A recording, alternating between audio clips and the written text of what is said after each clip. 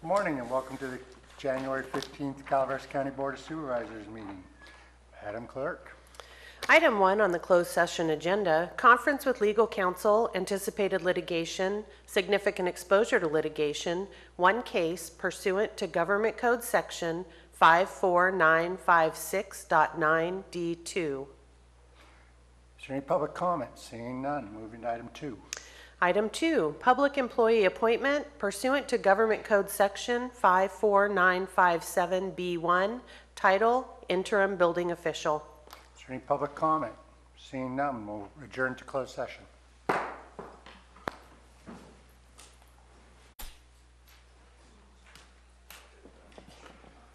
Good morning. I apologize for delaying things a few minutes while we were closing up our closed session, but I'd like to welcome you all to the Board of Supervisors meeting for January 15th, 2019. If you can please rise for the Pledge of Allegiance. Supervisor Stopper, will you lead us?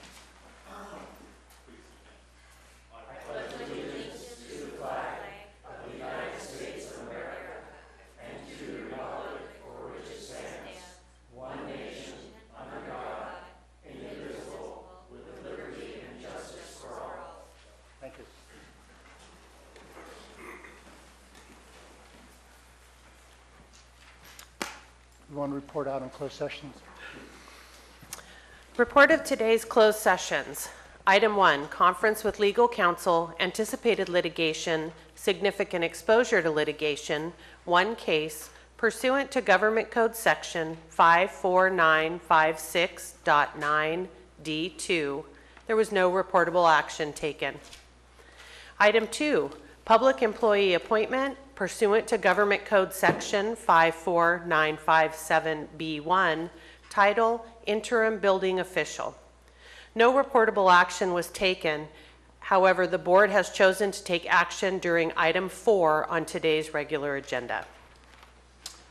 Thank you very much. We're going to move into general comment. I would like to again emphasize that let's all be civil to each other. There's always emotional issues, and I can't hear specifically when people are sniping at each other at the podium, so let's just not do that. It's not civil. It's not how we're going to do things.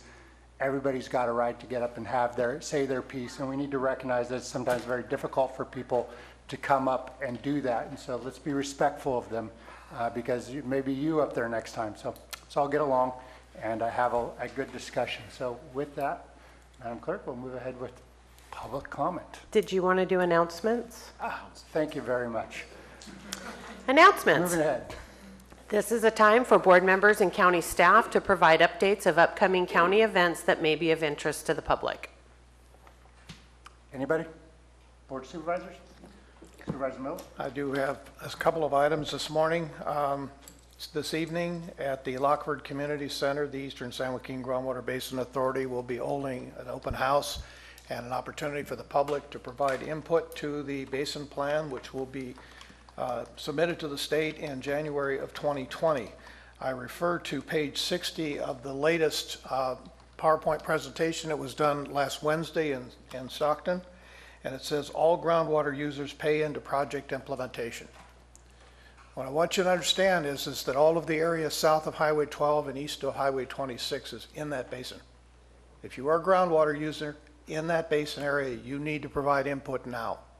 And so it's important, if you can be there, take the time to be there. There is a Chamber of Commerce mega mixer Thursday evening at 5:30. A lot of the local civic or business organizations will be attending. And also the Friends of the Sheriff at 6:30 this Saturday at the San Andreas Town Hall as well. Those are my announcements this morning. Thank you. Thank you very much. Any other supervisor announcements?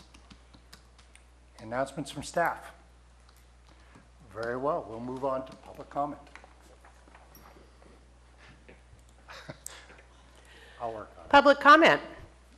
Any item of interest to the public that is within the subject matter jurisdiction of the board and is not posted on the consent or regular agendas may be addressed during the public comment period. California law prohibits the board from taking action on any matter which is not posted on the agenda unless it is determined to be an emergency by the Board of Supervisors. If public comment is completed before the 30-minute allotted time period, the board may immediately move to the next order of business. If public comment is not completed during the allotted time period, it will be continued as the last item of business in order to provide an opportunity for the remainder of comments to be heard. Thank you. And if you'd like to speak and move it a lot quicker, if we formed a line, no more than 5 people at the door. Good morning, Board. Gina Gonzalez, Angels Camp. I wanted to thank Marita and Dennis for both attending the volunteer fair. Being on a board of a nonprofit, it's very important to have that event. We talked to quite a few nonprofits in this county. We have quite a few. And we've opened our eyes to let us know that there's other branches of government besides the government. There's many, many volunteer entities that we could use as laborers if a disaster happened again. I wanted to thank Marita for the information you gave us. I really appreciated it. It opened our eyes for funding. Dennis for encouraging us to keep going when our county government is kind of like going to us. Anybody who didn't go, I hope we have another one in the spring, and I wanted to thank the Chamber of Commerce also, because it was a very, very successful event, not just for the public, not so much the public, for us as to network with other nonprofits. Thank you.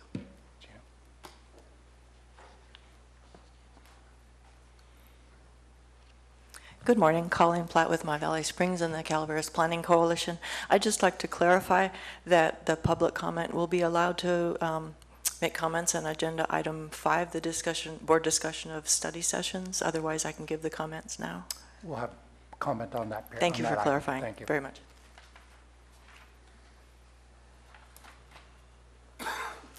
Good morning, Board. Bonnie Newman from Double Springs. Last week, I defined the word wall in a manner of trying to create awareness. Today, I have 2 definitions. The first one is patriot, a soldier, a hero, any person who's willing to give up his own life for the betterment of his country. And then I have, as a definition, the word traitor, one who is willing to give up his country for the betterment of his own life. I'm not naming any names, but you know what my crusade has been. And I just want people to understand what a patriot is and what a traitor is. Thank you.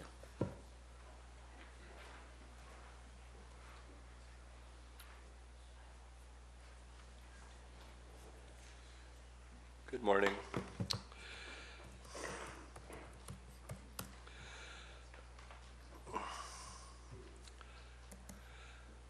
Mr. Chair, and a warm welcome to the newly seated board members. And Supervisor Garamendi, as you assumed the chair, you offered some suggestions to regular attendees of the meetings on how to comport ourselves if our aim is to influence the board. And you asked if we conduct ourselves in a manner that reflects well on our county and ourselves. I'd like to see that as well. And I'd ask the same of the board. We've seen some really reprehensible behavior on the part of some board members over the past couple of years. And as leaders to whom much power has been given to affect people's lives, for better or for worse, I hold you to a higher standard to lead by example. The artifices of rules and decorum are just that. And when people hide behind them while enacting cruel policies, they deceive no one but perhaps yourselves. And some unpleasant sounds from the peanut gallery are kind of the least of the repercussions. And consider the degree to which public sentiment reflects the attitudes and actions of the boards. Having said all that, I'm really optimistic going forward with this new board. We'll witness a sea change in the level of mutual respect and how the public and elected officials regard and treat each other, at least the majority of us. As the newly elected chair, you also spoke of your intention to facilitate deeper dialogue with your fellow board members. I'd like you to encourage that thinking to include the public. If there's one single thing I think would do the most to facilitate the best outcomes for everybody concerned, it's got to be eliminating unnecessary barriers to real dialogue between the public and the board as a whole in this precious little time while we're together in this room. I understand the need to run an efficient meeting, and I'm proposing re-examining efficiency with an eye to the bigger picture. A lot of this year's agenda is apt to be a redux of last year's agendas. I attribute a lot of that to people in power using flaws in the system to press their agendas rather than having open, respectful dialogues in the spirit of collaboration. Finding ourselves revisiting last year's policy directions again this year is evidence that we can do better. The chair has broad discretion in how discourse is conducted, especially in study sessions. Serial monologues don't a conversation make. The more inclusive the collaboration up front, the less we'll need to revisit those same decisions going forward. And government's drawing legitimacy from consent of the governed is a notion with a lot of room for improvement. The main thing between the people in this room and a more collaborative process are the desires to hold power and the failures of imagination. And I'm looking forward to working with the new board to achieve more successes of imagination. Thank you.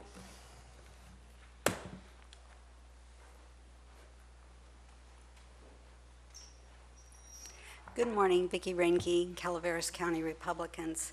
I just wanted to get up in front of the new board and ask again the question about sanctuary status. On Saturday, January the 5th, the small town of Newman in the San Joaquin Valley, right next door, buried a young officer, Corporal Ronald Sain.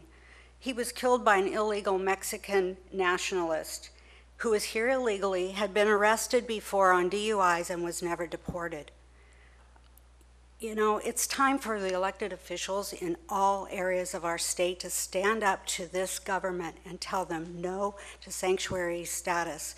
This is dangerous. It hurts good people that live here, and I ask that you add this to a list of your priorities this year, that we take a stand against the sanctuary status that the California state legislature has put upon us.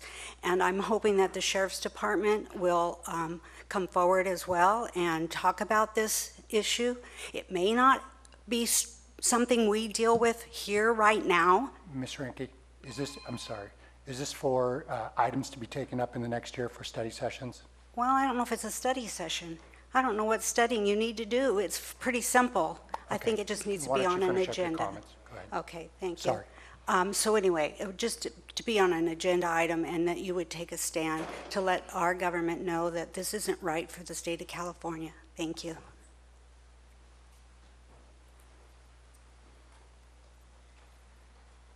Good morning, Board. I just noticed that there's been some tape used to hang something up on the wall, and I don't believe that we're allowed to be doing that, so I just wanted to point that out and hopefully get that taken down.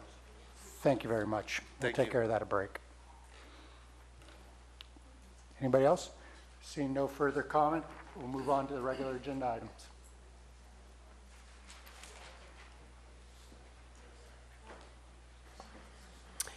Consent agenda items are expected to be routine and non-controversial. They will be acted upon by the board at one time without discussion. Any board member, staff member, or interested party may request removal of an item from the consent agenda for later discussion.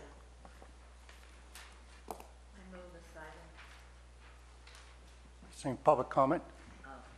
Public comment on, anybody want to pull anything from the consent agenda?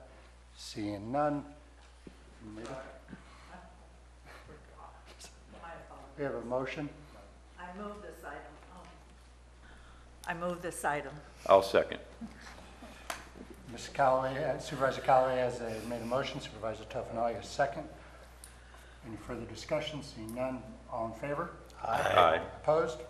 Passes 5-0.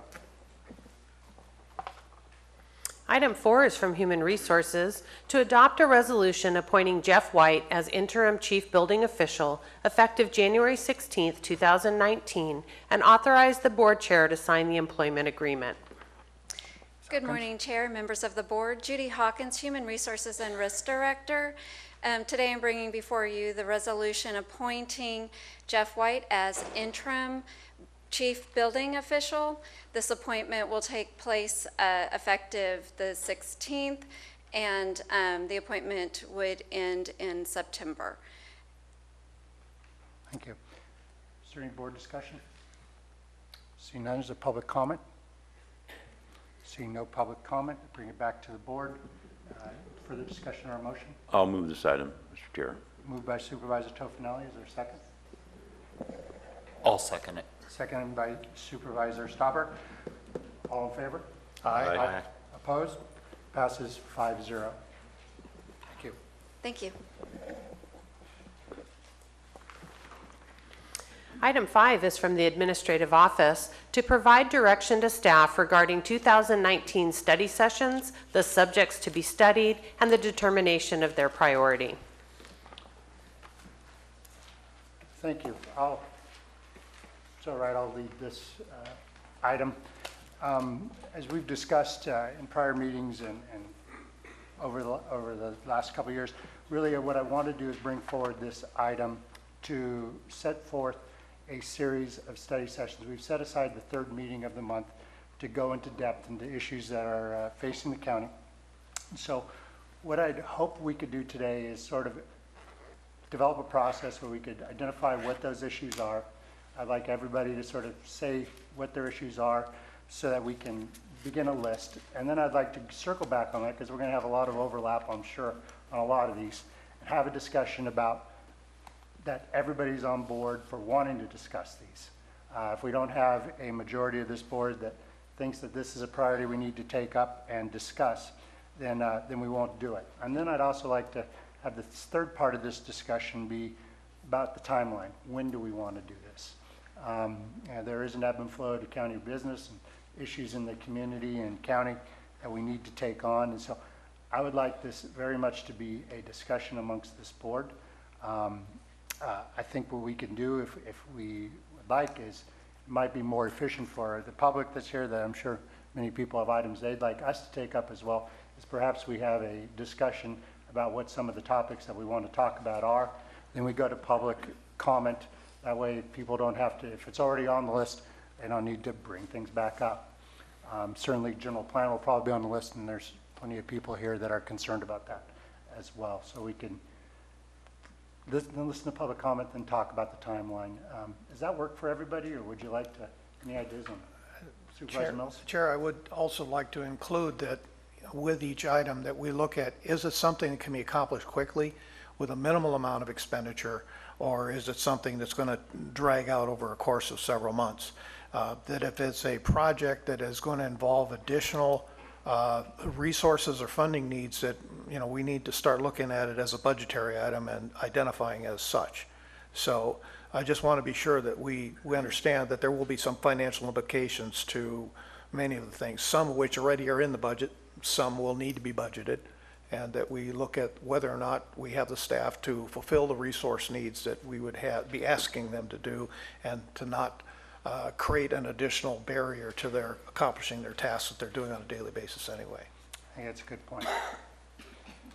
So, and I'd also like to emphasize that these are for study sessions. These will not be action item days. These are, for example, we take on general plan, we're talking about the general plan, then it'll probably have to come back as an item, but it gives the staff direction. And I know many of them have asked to have clarity on some of these issues.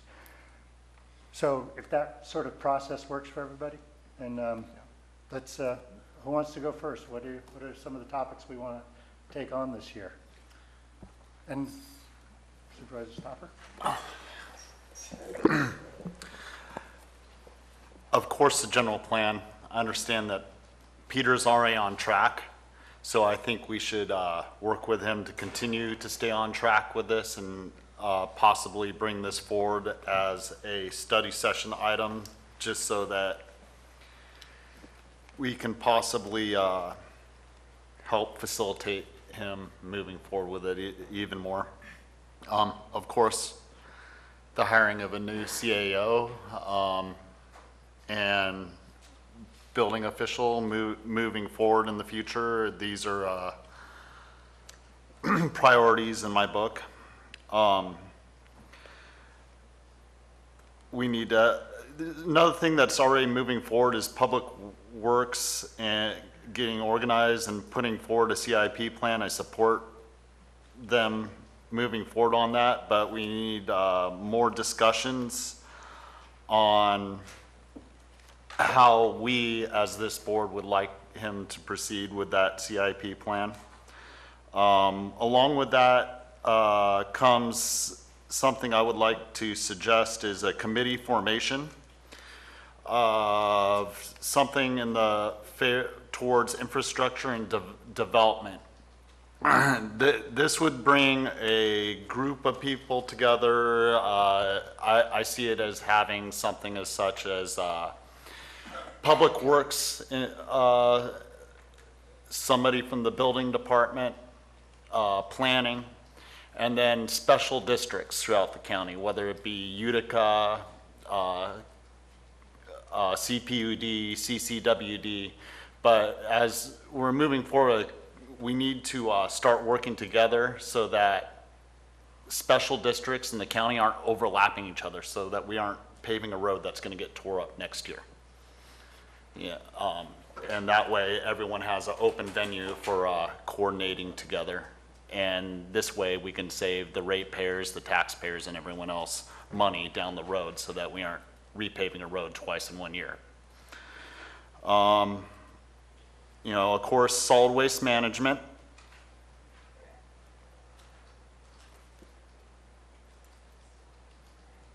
What is it about solid waste management? The landfill, addressing it, that's something that the previous board has already got Brian Moss working on. I think we need to have more discussions on it and continue with that action. It's something, of course, he's taking that, you know, we need to support him in and we need to address in the near future.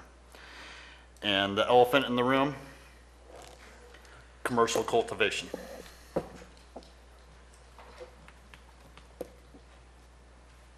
Okay. Let's go next. I'll go next. I agree with Ben on bringing back the cannabis issue for regulations. I know it is an emotionally charged. And you have to talk right into it directly. I might need to turn it on. I know the cannabis issue is an emotionally charged issue. I'm not proposing that we go through it like we have in the last 2 to 3 years. State laws are quite stringent, and the county, excuse me, if we approve regulations regarding growing, the growers have to abide by state rules. That is a non-negotiable item. So it has changed, the industry's changed, and I'd like to see it brought back. And while we're talking about the elephant in the room, I'd like to bring back Section 1791. That's where we are regulating in coordination with the state the implementation of medical and adult use. We are dispensaries. We have 3 dispensaries in Calaveras, and we need to bring our ordinance up in relation to what state rules are. That's consistently been in the ordinance since we first did it years. I don't remember what year, Gary might remember. And it was before 2015. It was, because I was part of that, where we said it had to be on C2 PD or C1 professional. I don't remember the zoning, but we need to bring that item back. Also, an example is our ordinance says that it can only be a nonprofit. State law says you can be a for-profit organization, and if we're supposed to be promoting businesses and we get revenue from the dispensaries now, then let's just face up to the fact that they can be a profit. And that's just an example, excuse me, of a change to our code 17.91. The other issue I would like to bring up, and of course it's my favorite department, no offense to any of you in the county, is the animal shelter. We've talked about it for years. The place is, 50 years old, and I think we need to at least look at what it is, what it would cost us to have a new shelter. And those are my three big things. Dennis, Gary? I got more than three. Thank you, Chair. I don't see tabs on the book, though. So Pardon me? I don't see a bunch of tabs. Oh, for those that don't know, when it comes to a budget book, my budget binder has so many tabs it could fly. So that's just a common joke here. I think that we need to start reviewing codes in the county. And the reason I say that is because a good example would be our codes regarding how we treat fiber infrastructure, how we treat broadband. There seems to be a mix. Many codes go back into the 60s, 70s, and there's been many state rewrites on some of those things, and I think we need to take the time to review those as a policy matter, whether or not those codes apply today or whether they need to have a broader statement. I have been working independently, asking the local fire districts and CAL FIRE and the Resource Conservation District for their support in the development of a county fire marshal to enforce PRC 4291 and 90. The purpose is to assist in the fuel break projects and also the dead tree removals in the county. I think we need to have a discussion possibly for something to include as part of a budget item for next year if that's where the board wants to go. I think the DA offices need to get out of the travel trailer. And to Ms. Calloway's point, I think that one of the options would be to discuss where do we want to put them, and how is that all going to play out, because the old jail is not being used. It's sitting over there. It's been sitting there since 2014, and nothing's happened. It's time to do something with the old jail. So that's another part of this infrastructure that I know that was brought up here previously. I think we need to have some clear set purchasing and contracting policies. If it means that we have a purchasing agent, we currently do to some degree, but we need to give them the latitude to take care of all of the issues surrounding purchasing within the county. I know that Supervisor Stopper had alluded to the capital improvement plan, and yes, the previous board did approve one, but I think that with the new board, it might be time to review that plan and decide whether or not, so I agree. I think capital improvement plan is another piece of it. The last one that I really want to talk to is legislative input. This county has literally been off the table when it comes to legislative action that's happening in Sacramento and Washington. And I think that it's time for us, and I know that with the Water District, Calaveras County Water District, they had a legislative committee, and I think that is something that we need to find a way for us to be fully aware and cognizant of those issues that are being presented at the state and national level, and not consider us a victim waiting for them to tell us how they want to play it. If we can put our input in, sometimes we make more sense than they do when it comes to these discussions. So having that opportunity to decide how we want to respond to legislative action is very important. Understand that the legislature this session is already committing to 4,000 pieces in the state. That's a big, heavy lift. But I'd like to know that we, for instance, can put the Calaveras input on the map and responding to whatever the issue is that's being presented.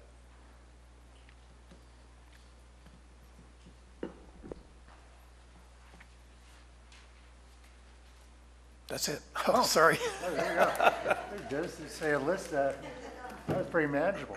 Yeah. Supervisor Tofinelli?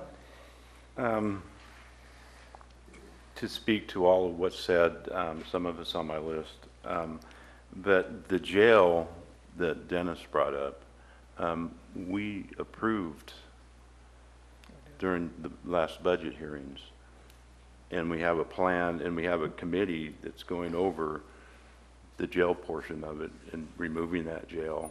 I don't know exactly where we're at, but there's money in there for that. And I think we were addressing money for the DA's office also, reconstructing that, moving over there. So where we are on that, I think maybe we need to bring that back and discuss it. I'm in agreement with that. We do need to get the DA out of where they're at over there and back over here on campus where they're in conjunction with everybody, operating with everybody here. My concerns are, since we're past 6 months into this budget and we're mid-January, midterm budget, and where we're at in standings with that. I think that's key to any of these projects that we're going to be talking about or looking at, so we know where we stand. And I look to Manuel to start putting together a plan and bringing that to us hopefully the first part of February. I don't know when the books are going to be closed. I don't know where Rebecca's at on it, or anything else, but a lot of this I would think would have to do with where we are at midterm in our budget, whether we're ahead, whether we're behind, exactly our standing. So I look to Manuel to, as soon as possible, bring that to us. So I'm in agreement with Dennis on the codes. I think they're confusing to a lot of people, and bringing them up to date to the times that we're in 2019 going forward is something that we need to do. The general plan I'm in agreement with, but not only with the general plan, is once that's been done, the Title 17 and going forward with that, because that's, even though you have the general plan complete, the key to that is Title 17 and moving forward on the zoning and what you can and can't permit in conditional use permits. Within that, I think that needs to be completely updated. It's antiquated, totally antiquated, and the verbiage in a lot of it is totally antiquated, not meeting what we need for our constituents out there and this county at the present times. We're looking at something that was crafted back in the 70s and hasn't been touched since. So I'm in agreement with Dennis on the fire marshal issue. I was doing some work putting together some type of code because of the complaints from constituents that open lots are not being mowed down or fire hazards being removed next to homes. And the local fire departments have no bite to be able to do anything because we don't have an established code for that. So I think it's something that we need to at least address, look at through a fire marshal. I think it's valid that we at least have that discussion. And I see Jeff's in the room here, and when we issue permits, especially for commercials, that we have one body looking at it, a fire marshal, for fire protection in those commercial buildings that meet codes, existing codes, today's codes. Is very important as we move forward. And I'm in agreement with Marita on the animal shelter. I think it's been going on for enough time. We need to move forward on it. I don't know how the agreement fell apart. It wasn't part of that we had, but nonetheless, the county itself needs to address that. And that's all I have. Thank you.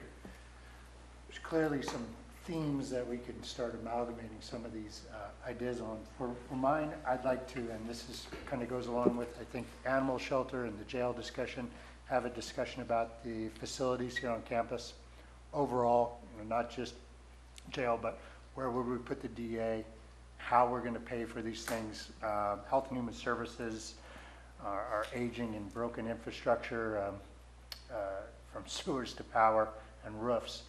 I think we have to have a very broad ranging discussion about that. I'd like to include a discussion, may not be a whole day, but a discussion about the Pacific Gas and Electric settlement and how we're going to use those funds. Obviously, I'm on board with the general plan, so I'm not going to repeat what people have already said.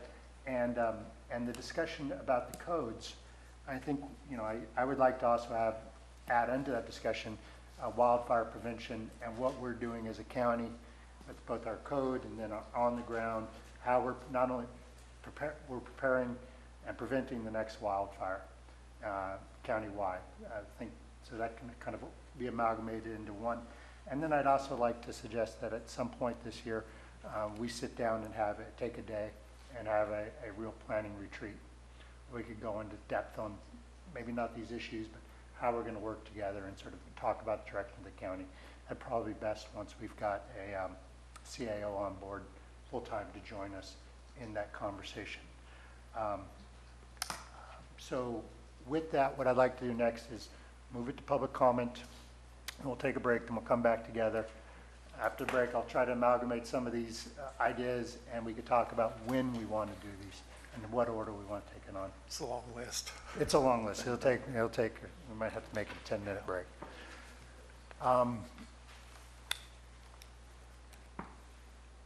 For behalf of, let's take a 10-minute break right now, if it's all right with everybody, and then we'll come back to public comment. Thank you very much.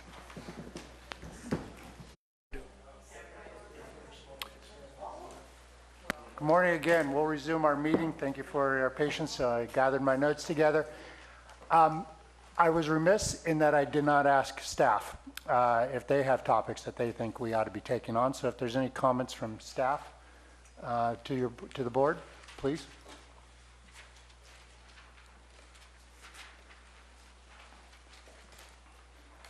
Good morning, Peter Maurer, Planning Director. It looks like I'll be up here a lot this coming year. Just wanted to give you a little bit of an update and some of the perspective that I have on, certainly the general plan. Here, cannabis is a topic that's likely to come back. Zoning code updates, those are all things that lie in the planning realm. I am in the final review phases of the admin draft of the final EIR for the general plan. I've completed my review. Our outside counsel is reviewing it right now and hope to have that by next week. We will then be packaging up the final EIR to the Planning Commission for their recommendation, and I hope to have that before the Commission in March. I do not know how long the Commission will take in their review of it. I'm hoping we can get through that in about a month. We'll probably end up scheduling special hearings, which means it would then come to the board in April or May. There's a lot of work involved in the final adoption process, multiple hearings. We're working with Manny and the chair to probably schedule some special hearings if necessary, and then working closely with council to craft the findings to make sure that all is done. So when the inevitable litigation comes, I would love to avoid it, but it's it's par for the course with the county-wide general plan. We're in a good position to defend whatever decision the county makes and the board makes on that. Once that is done, we will then need to talk about implementation. County code updates, obviously, there are a number of measures in the plan that talk about different updates to the codes. Comprehensive zoning ordinance update is certainly overdue. I think that's definitely worthy of a study session as to how to approach that. There are some things that desperately need to be fixed right away. There's some priority requirements of the implementation program of the general plan that says these are sort of high priority items. Do we want to take some of those first? Those will be things that will need to be done and decided by this board as to how do we approach that. Zoning map update will be one of the first critical tasks to make sure that our zoning is consistent with the general plan land use designations. That's something that we're required by code to do, as well as state law, so that would be something that I would undertake immediately upon adoption of the general plan, is to work on that mapping exercise and bring that back to the board. So I think that I would recommend that you add to the list a discussion after the general plan is adopted of implementation. And what are the priorities? There's a long list of items in the general plan that say things we're going to do besides just code updates. Greenhouse gas, AB 32 requirements for greenhouse gas reductions, a lot of things like that are state mandates, housing element issues, All those things need to be looked at and decided where we spend our limited resources. The CAO asked earlier, or asked me yesterday, how that timing might fit in with some of the other things, particularly with cannabis.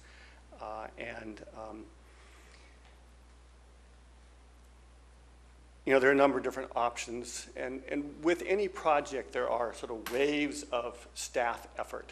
So the month of February will be 100% focused on getting that general plan packaged up and ready for public review and comment and hearings before the Planning Commission. Once that's done, I can breathe a sigh of relief and sort of move on to the next project. And so if there is a desire to hold a study session, say on cannabis, you know, after February would be time that I would have time available to do that.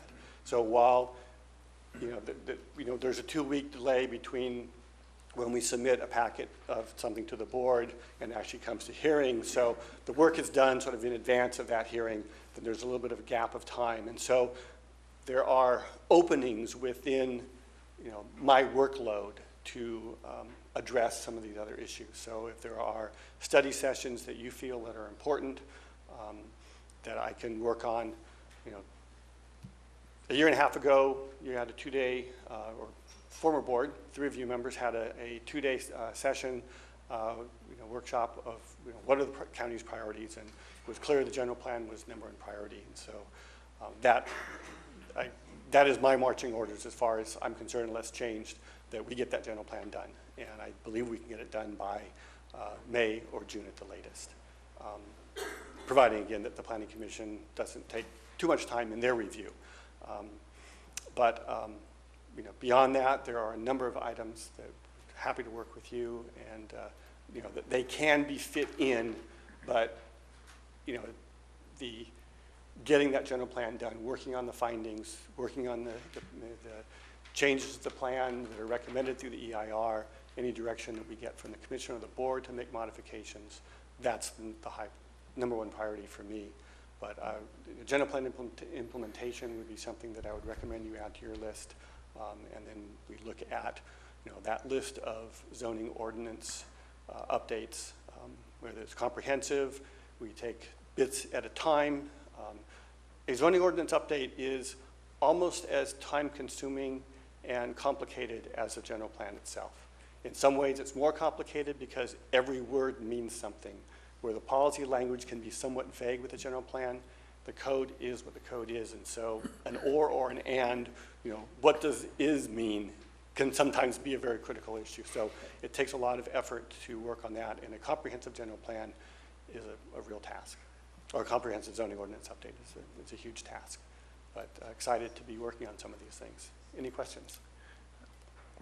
Thank you, Chair. Peter, I do have for clarity. So when a general plan is completed, are you going to be able to give us at least an initial grouping of rewrites that you feel need to be in code and where we need to go from there, so we can already start thinking about what those might be? Yes. My intent would be to come back shortly after the general plan is adopted with sort of a list of the implementation measures. And included in that will be a number of code rewrites that need to be done. And then we can look at that and sort of parse those out as to, well, you know, these are critical, these aren't quite so critical. And then the decision to be made is, do we take it all? Because the problem with our code now, you know, some of it dates back to the 60s, actually. You know, most of it was rewritten in the 70s. There's been umpteen edits to it over the years. And some of those edits have created conflicts. And you know, one part of the code says one thing, the other says just the opposite, and how do you rectify that? So those things need to be done and need to be looked at comprehensively. But there are some critical issues that we've faced over the last few years. You know, agricultural uses in residential zones, for example.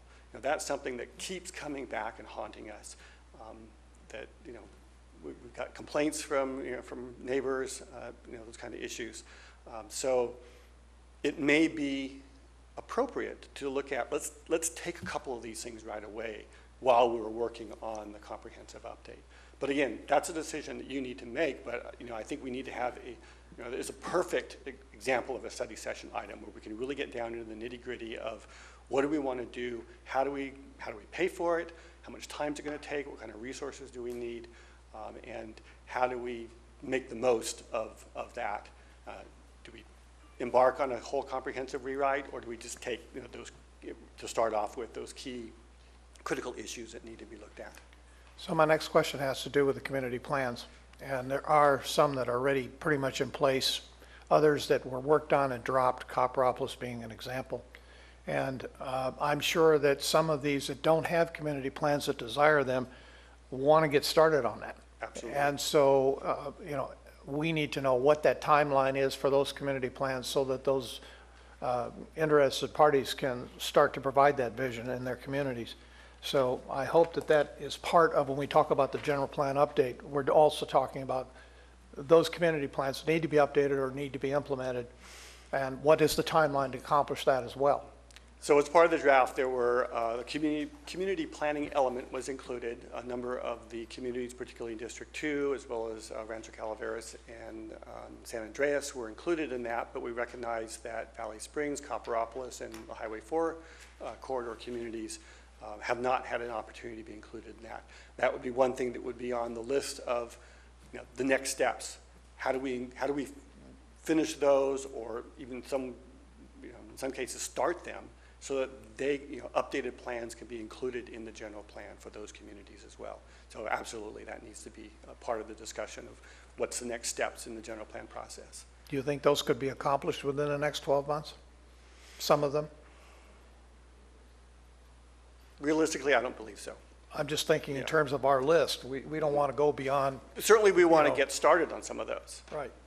And I had intended a while back, but never quite was able to coordinate with the former CAO about bringing to sort of a work program for planning department of all the things that have been suggested, requested, my own ideas of, what does the planning department need to focus its attention on, and then have some input with the board. So I think that it fits in with general plan implementation, but in a way it's almost broader than that, because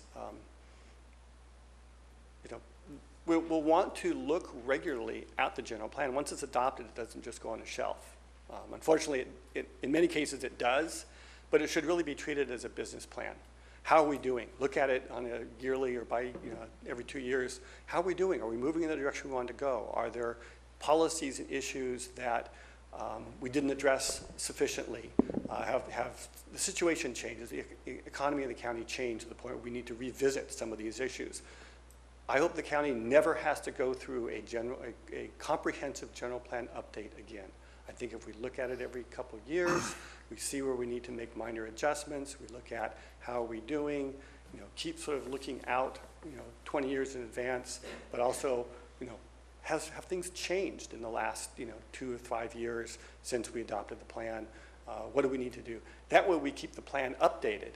And we don't need to go back and say, oh, the whole thing needs to be thrown out, let's start all over again and spend another 15 years and $1.7 million on rewriting the whole thing. I concur with you. It should be a working document that not only is the local area fluid and things do change, but also the state legislation. So, there may be times we need to amend it to comply. And we do get 4 amendments per year. 4 amendments for the land use element. Some other elements don't have any restrictions, some do, it varies, but you can certainly amend it up 4 times or more depending on what's being amended. So that affords us the flexibility to make it a working document. Yes. Thank you, Peter. I might add, Supervisor Stopper, that I was talking to Stanislaus County. They actually have a standing committee of their board with their planning commission that regularly takes up different elements just to review them, keep them fresh, so it's always happening. So as Peter pointed out, we don't get stuck 15 years and 1.7 million in the hole. Thank you. Thank you. Excuse me, Al, Stan is behind you. We're going to finish up staff inputs here. Good morning, Board. Stan Moore from IT. One of the areas that we would like to have considered for a study session would be the status of addressing in the county. the addresses for all of our properties. For some time, forever, addressing has been a problem within Calaveras County.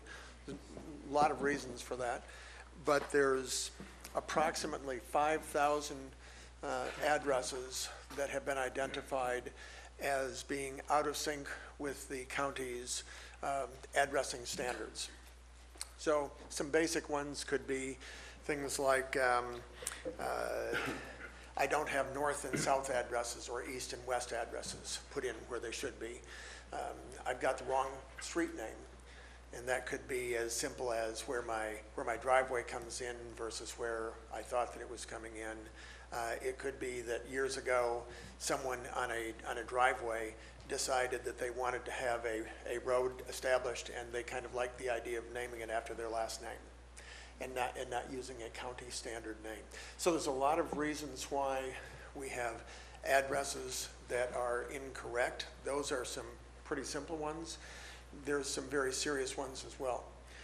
Numerous things that will come out of improving the addresses. The top one has to do with public safety, being able to get first responder to a house when a call comes in and there's issues. Additionally, if you look at the departments within the county that use addresses, it would probably be easier to talk about which departments don't use addresses than which do. Certainly the land use departments, the assessor has big needs to make sure that we've got the proper addresses. The tax collector, throughout the county, we have the need to have addresses put in place that have the best integrity possible. So we would like to come back to, and we've been in contact with the Sheriff's Office, with County Council, with a number of areas. We would like to come back to the board and educate you in terms of what are the county standards for addressing, what we would like to do different with those addresses, and that ties into the state fire safe regs, so there's a number of things that we want to do to bring it up to speed. Those 5,000 roughly addresses that are incorrect, why are they? Why haven't they been updated already? Well, the easy ones have already been updated. These are the ones that are more complex. What do we have to do to put together a plan to make all of this happen? One of the big challenges that we will have is public outreach, making sure that we are working with the board, with the public, to educate in terms of what it is that we want to accomplish, why it is that we want to accomplish, why this is is really important to the members of the public first and foremost, and certainly the county as well. When we have made changes to addresses, it is something that people may understand the reason why, but it is frequently not embraced without challenges. Well, gee, what am I supposed to do with my personal stationery and where people know to find me, and and so on. So it's something that will involve the board. It will involve the public. We do have a grant from the state right now to be working on updating addresses. This is through the Sheriff's Office, and been passed on to GIS, to be updating addresses for the purpose of improving public safety. Before we go in and start making changes in mass, we want to have this be part of a plan that we're all working on together. So we would ask that this be something that get brought back. There may be a question, well, what does this have to do with IT and GIS? By county code, the chief building official owns addressing for the county. Currently, the process of managing those addresses is contracted out to the GIS team. So GIS works with the addresses, charges back to the chief building official, but it is under the ownership of the chief building official, everything to do with addressing. So, thank you. Are there any questions for today? Thank you, Chair. You didn't speak to the out-migration of your servers over to the sheriff's building. You also need to be looking, possibly, we spoke to the issue of shared servers with other counties. Certainly. I think that you need to bring back something to have a broad discussion on that, because that's a critical piece of infrastructure. here. I agree, and I would probably tie that into a discussion on continuity of operations and continuity of operations slash disaster recovery, and that would tie into to exactly what it is that you are talking about. But I would like to add that to the list because I think it's I a applaud that. critical piece. Yes. Thank you. Okay. Thank you, Stan. Any other questions? Thank you, Board. Auditor Controller, Ms. Cullen.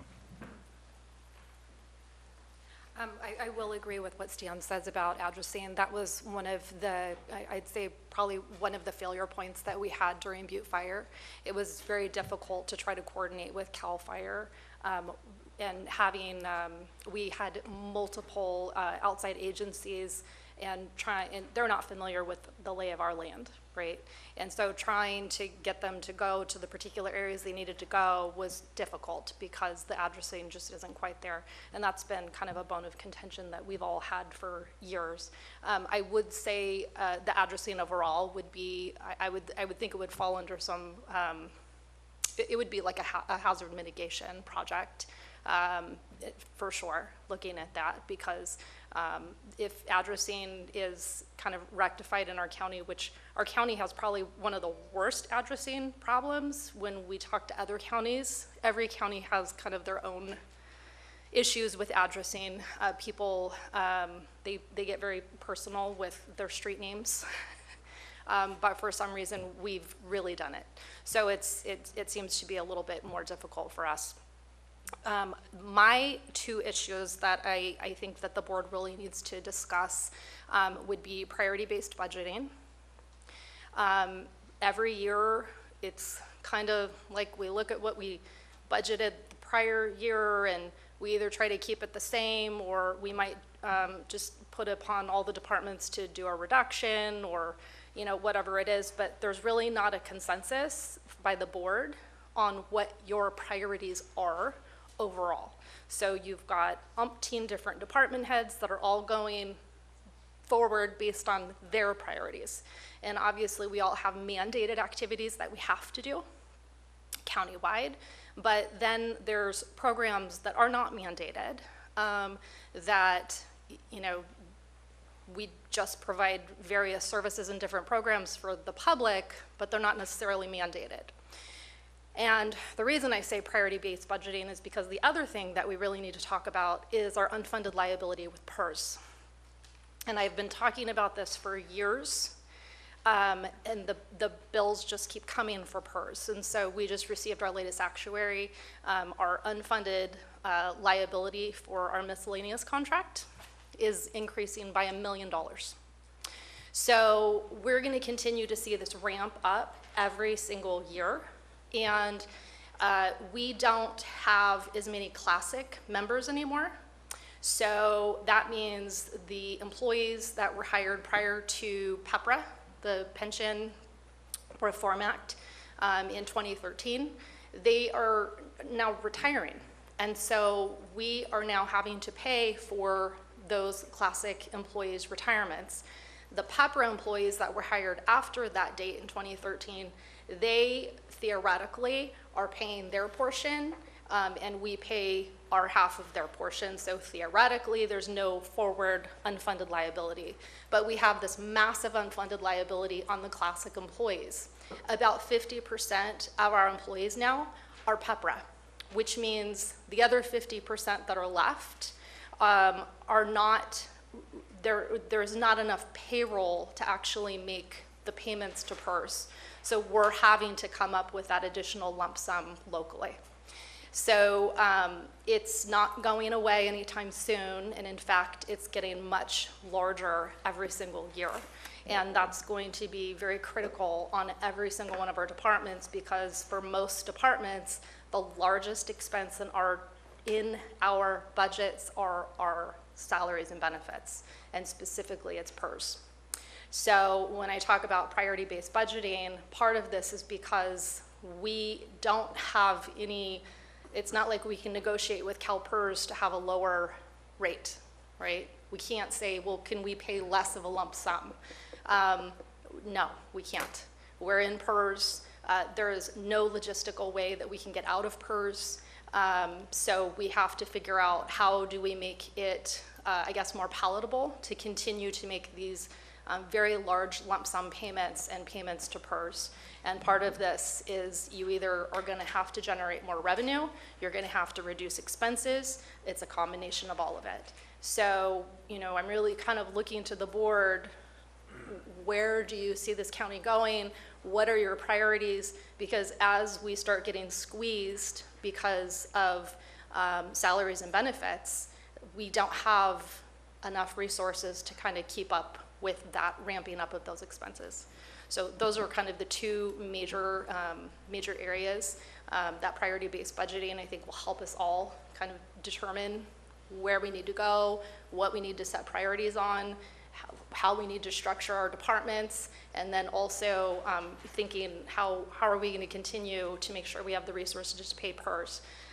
On that note, we had discussed in this budget the discussion of the IRS 115, which was a pension stabilization. That still has not happened. So that would be another item that I would like to work with the CAO to look at bringing that forward. That is another option that we could use to stabilize some of these ongoing costs and making sure that we have something that continue to fund that to help offset that. Thank you. Any questions? Any questions?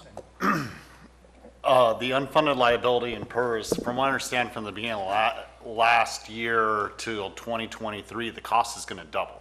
It'll about double. At the very, in the best scenario. So I understand where you're going with that. And that cost is passed on to us. These are really complex subjects. And Right. it's going to take a lot of questions to deal in. So let's just stay So, up here. And yep. check. But I just wanted to make sure you add it to your list. Yeah. Right. Supervisor Stop. Thank you. Thank you. Supervisor Mills, your light's on. Oh, sorry. We need to learn to bond here. Wouldn't this be a topic that we discuss at budget time? Anyway, I mean, why do you see it as being a special study session? Because we need a long-term plan to deal with this. This isn't like we're going to fix it in one budget cycle. This is a multi-year issue. And we have historically had a problem with multi-year budgeting. We just don't do it. And so it's like we you know, get the budget together and it's done and it gets stuck on a shelf. And then I'm sitting here saying, well, what do we do for next year? Because next year is going to be, for PERS, is going to be worse than this year. So there needs to be a kind of multifaceted plan with discussion with the board on how we deal with this, because it's not one thing that's going to make this go away. It's not going to go away. But we do have to come up with a consensus of how we move forward and how we make sure that there is a priority to getting this funded. I mean, Yeah. but that's not the only thing. So going back to study sessions, I'm trying to stay Yeah. up here. On priority-based budgeting, is that something you'd be looking at, like we do a 3-year plan? It would probably be beneficial 3 to to do 5. more than a one-year plan. I mean, if we could get 2. Oh, no. Right now, we no, got 1. it. Let's, I support that, thank you. okay, let's stay up high. Yep. Anything else? Nope. Thank Thank you very you. much. Seeing, no, excuse me, Chef, are you coming up as a staff or public? Because you're not, Well, I don't think your contract starts till tomorrow. does I know that. I could be staff and, I think I'm somewhere in between. it? What would you like? But at any rate, I would like to thank the board. Hello, everybody. Good to see you all again, for your trust and your confidence in me to take over at the building department. I'm looking forward to that. I want to touch on one issue that I felt when I retired was paramount, and that is the fire marshal, lack of a fire marshal in this county. We were able to do coordinated efforts in the past with the local fire districts on the needs that were required for fire life safety. Commercial jobs are kind of a different issue because every one of them is not the same. So proper fire planning would be a huge advantage for the county to have a person in that particular category that could very well serve the public and the county for good fire management and good fire inspections and good fire plan check. So I'm a advocate for that in the strongest way. Thank you. So, anything else? Oh, I'm glad to hear that Stan's going to help me with the addressing. Seeing no questions from the board, we'll move on to public comment. And again, if you wish to speak, no more than 5 in line, and it'll help keep things moving along. Al, you're first up. Okay, Al Segal, Taxpayer Association. I'm really pleased with it. I've seen more thinking going on now than years because you're really looking ahead. And this is a good thing for the taxpayer. On cannabis, there seems to be a conflict between industrial hemp and the recreational commercial. And when you have that study session, we'd recommend that you get an expert on that to see if that would affect any kind of a regulation aspect. A lot of the items that I put down, you already covered, so I don't have to go over them again. Lake Tulloch short-term rental review. We don't know what's happening.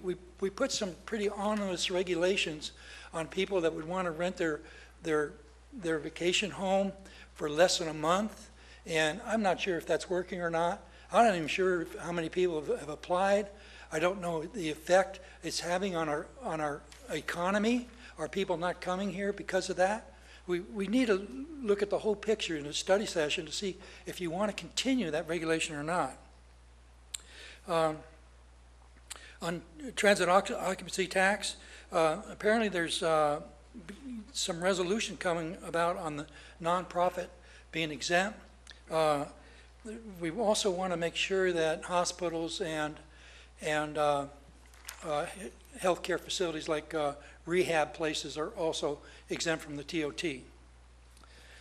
Road study, we ought to be looking 20 years, not 2 years, 20 years, and try to see the lifespan of these roads and find out what was going to be needed, when they need to be replaced, when can you stop the patching and have to do a different surface treatment.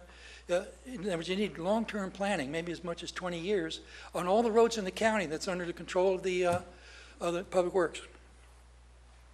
On general plan, that's a complicated subject. I don't like making the planning director a policeman, and that's not worked very well. But we need to have constitutional protections for property rights. No doubt about it. The general plan is part of the U.S. government, and it's under the Constitution of the United States. So that means the Fifth Amendment, 14th Amendment, people's rights to life, liberty, and property needs to be preserved.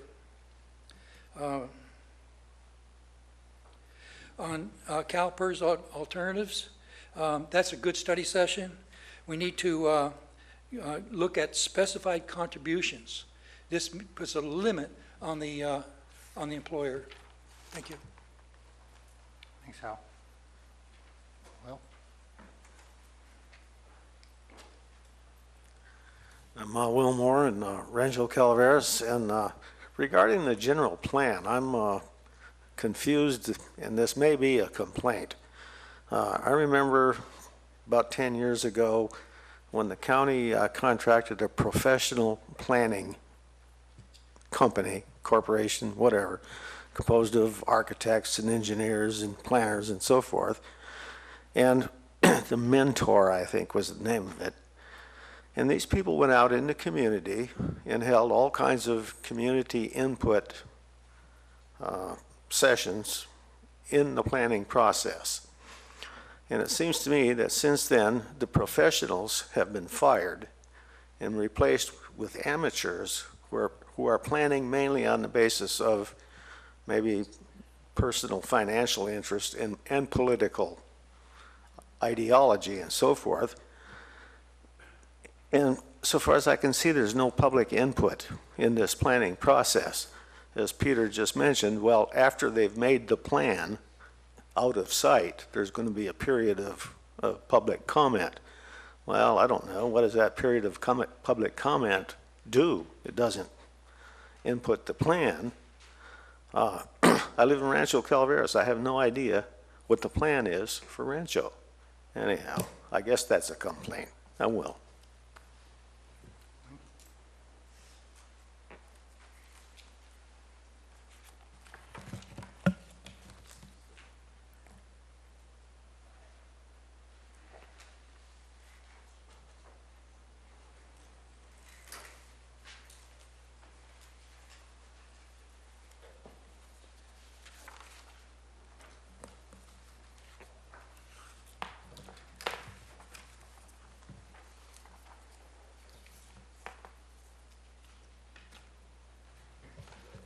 Just wanted to wait till you all got a copy.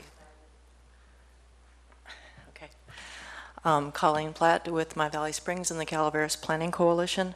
I'm here today because you are the board that will approve the general plan update, and we ask you to hold a study session on this topic as we have reached the critical phase of preparation of the final environmental document. The Planning Coalition has been involved in the general plan update process from the beginning, over 12 years. We've been trying to help the county create a new general plan that is comprehensive, benefits the county and its citizens, and that meets legal requirements. Unfortunately, without changes to the current draft environmental impact report, there will be serious legal deficiencies in the EIR, in the final EIR. As explained in over 449 pages of comments from organizations, individuals, and government agencies, the draft EIR is not in compliance with the California Environmental Quality Act. For your convenience, we have summarized CEQA areas of non-compliance into the one-page list provided to you with this letter. Prior to approving the general plan update, the county needs to fix these flaws in the EIR. The most important flaws to fix are those related to mitigation measures, items 6 and 7 at the bottom of the list. These are the measures that will help protect the county's future health, safety, and well-being. Item 6 notes the draft EIR's list of 25 unavoidable impacts is presumptuous, since there are no explanations of why the many mitigation measures proposed by agencies and the public were not feasible. Perhaps most importantly, item 7 notes the draft EIR is deficient in its mitigation of potentially significant impacts. First, the DIR improperly identifies optional policies and programs as mitigation for potentially significant impacts. For a general plan provision to count as mitigation, the county must commit. The measure cannot be optional. Second, it improperly defers the development of mitigation measures to the future without specifying performance standards. An agency can defer development of mitigation measures, but only if it commits to achieving a set mitigation standard. Third, it does not evaluate mitigation proposals made by agencies and the public during scoping to determine if they are feasible. And it does not explain why those mitigation proposals were not adopted. The county can reject mitigation proposals only after making findings that mitigations aren't feasible. We ask the board to hold a study session as soon as possible to review draft EIR problems, discuss available fixes, which we've provided, and provide direction to staff on how to fix the general plan update. This needs to happen now, as it will be much more time consuming to modify the document after the final EIR is completed. Thank you, Colleen. Thank you.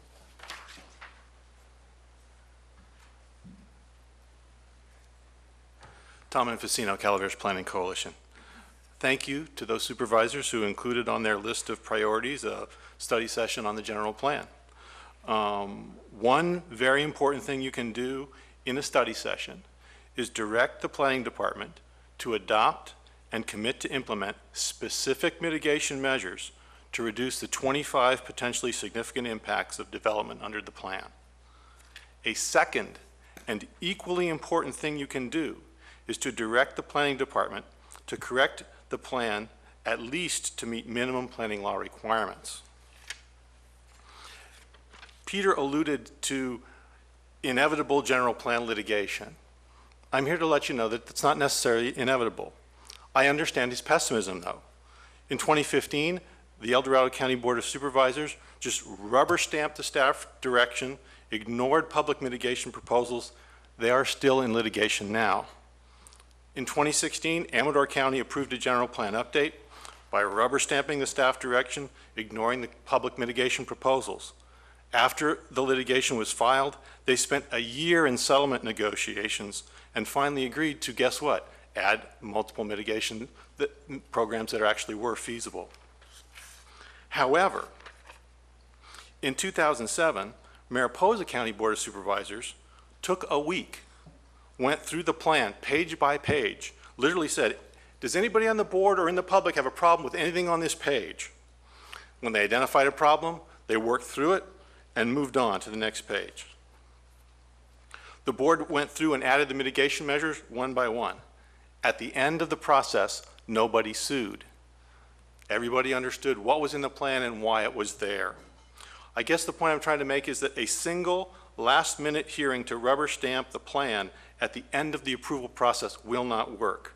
Hopefully, the study session that you've all envisioned today could be somewhere in between the processes that these other counties have engaged in, and hopefully will result in a plan that we all can get behind at the end of the process. Thank you. Thank you.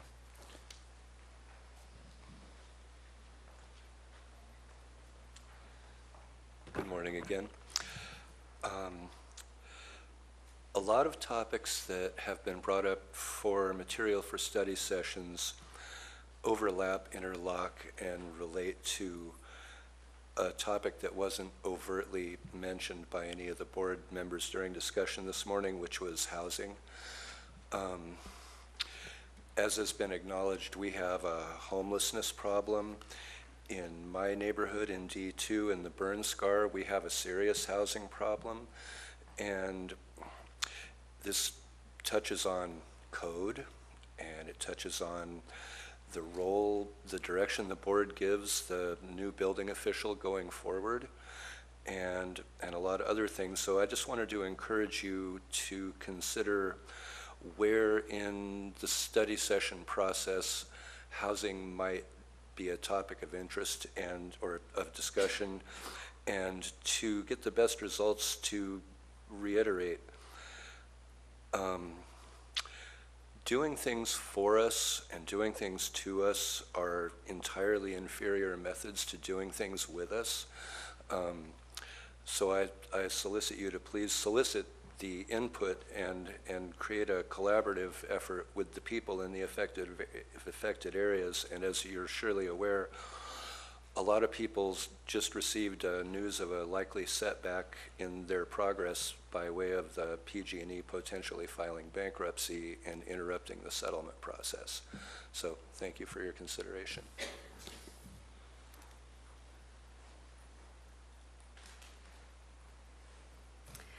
Vicki Reinke, Calaveras County, speaking more for myself. I just want to say that a lot of the ideas that have come forward for these study sessions are really good. Looking at code, looking at different things that this county needs to update is, I think, important as a citizen, so we all know we're all working on the same page. The other thing that I had on the top of my list to say was to approve the general plan. And I know I've been doing this probably at least 6 years, coming to the meetings, coming to planning commission meetings.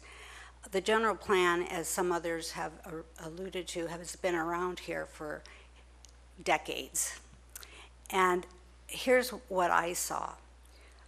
6 years, meetings, input, go back to the drawing board, input, come, and finally it comes before the planning commission. And I think, Ben, you were on the planning commission at the time. They went through the general plan line by line, paragraph by paragraph, and we gave input. And one of the goals for many of us who were there was to keep property rights in check, because these general plans have a tendency to mandate what people are going to do with their own personal property, which we are totally opposed to.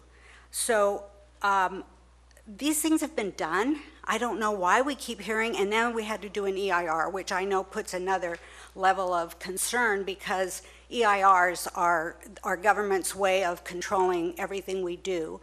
And I hope that we can look at these EIRs and see, what is truly mandatory and what is something that just, I don't know how else to say this, but environmentalist groups want us to have in our general plans.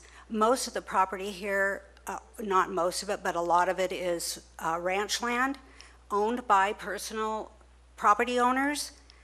So we have to keep that in mind. This whole general plan is now telling them how they're going to deal with their own piece of property.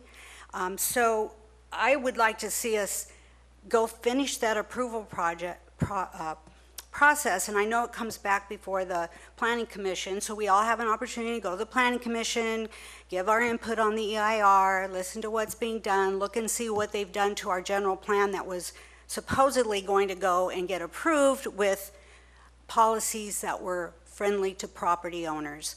So I think we have the process in place. I don't know that you need a study session except for the one that Peter Maurer has talked about after it's been approved, maybe to make sure that it gets implemented properly. But anyway, I just want to say that, and I do believe that is a #1 priority for you guys this year, and I hope that it doesn't get delayed. Thank you. Thank you very much. If there's any people who want to speak after Ms. Gordo, please stand up so I can keep count of how fast we're going. I heard on the news this morning that the people up where the campfire was are being asked to get their you-know-whats in gear so that they can clean up their property because it's their responsibility. And these are people without homes, roofs over their heads. And we have people like that here. And they want to stay on their own property. And I believe that they should be given every compassion possible in order for them to do that. And I also would hope that the general plan would reflect people's personal property rights, and that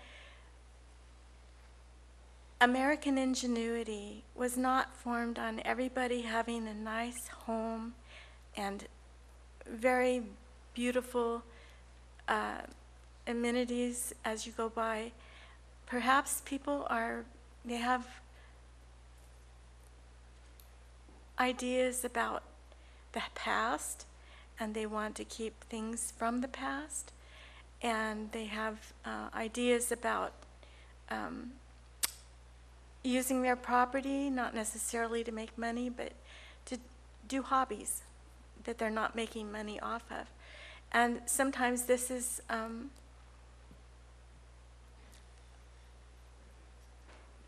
maybe not amenable to somebody else, but it's their property. And I believe that, as long, people would like to see everybody have a really nice house and everything perfect and be able to get a lot of taxes off of it for the county. And I just hope that you take into consideration that we're Americans, and what makes us Americans is that we use things in a spontaneous way. And when government comes in and says that you have to do this and you have to do that with your property, and you can't have this and you can't have that, then American ingenuity goes down the tubes. Thank you. Mark Bolger, Mountain Ranch. Welcome to the new board.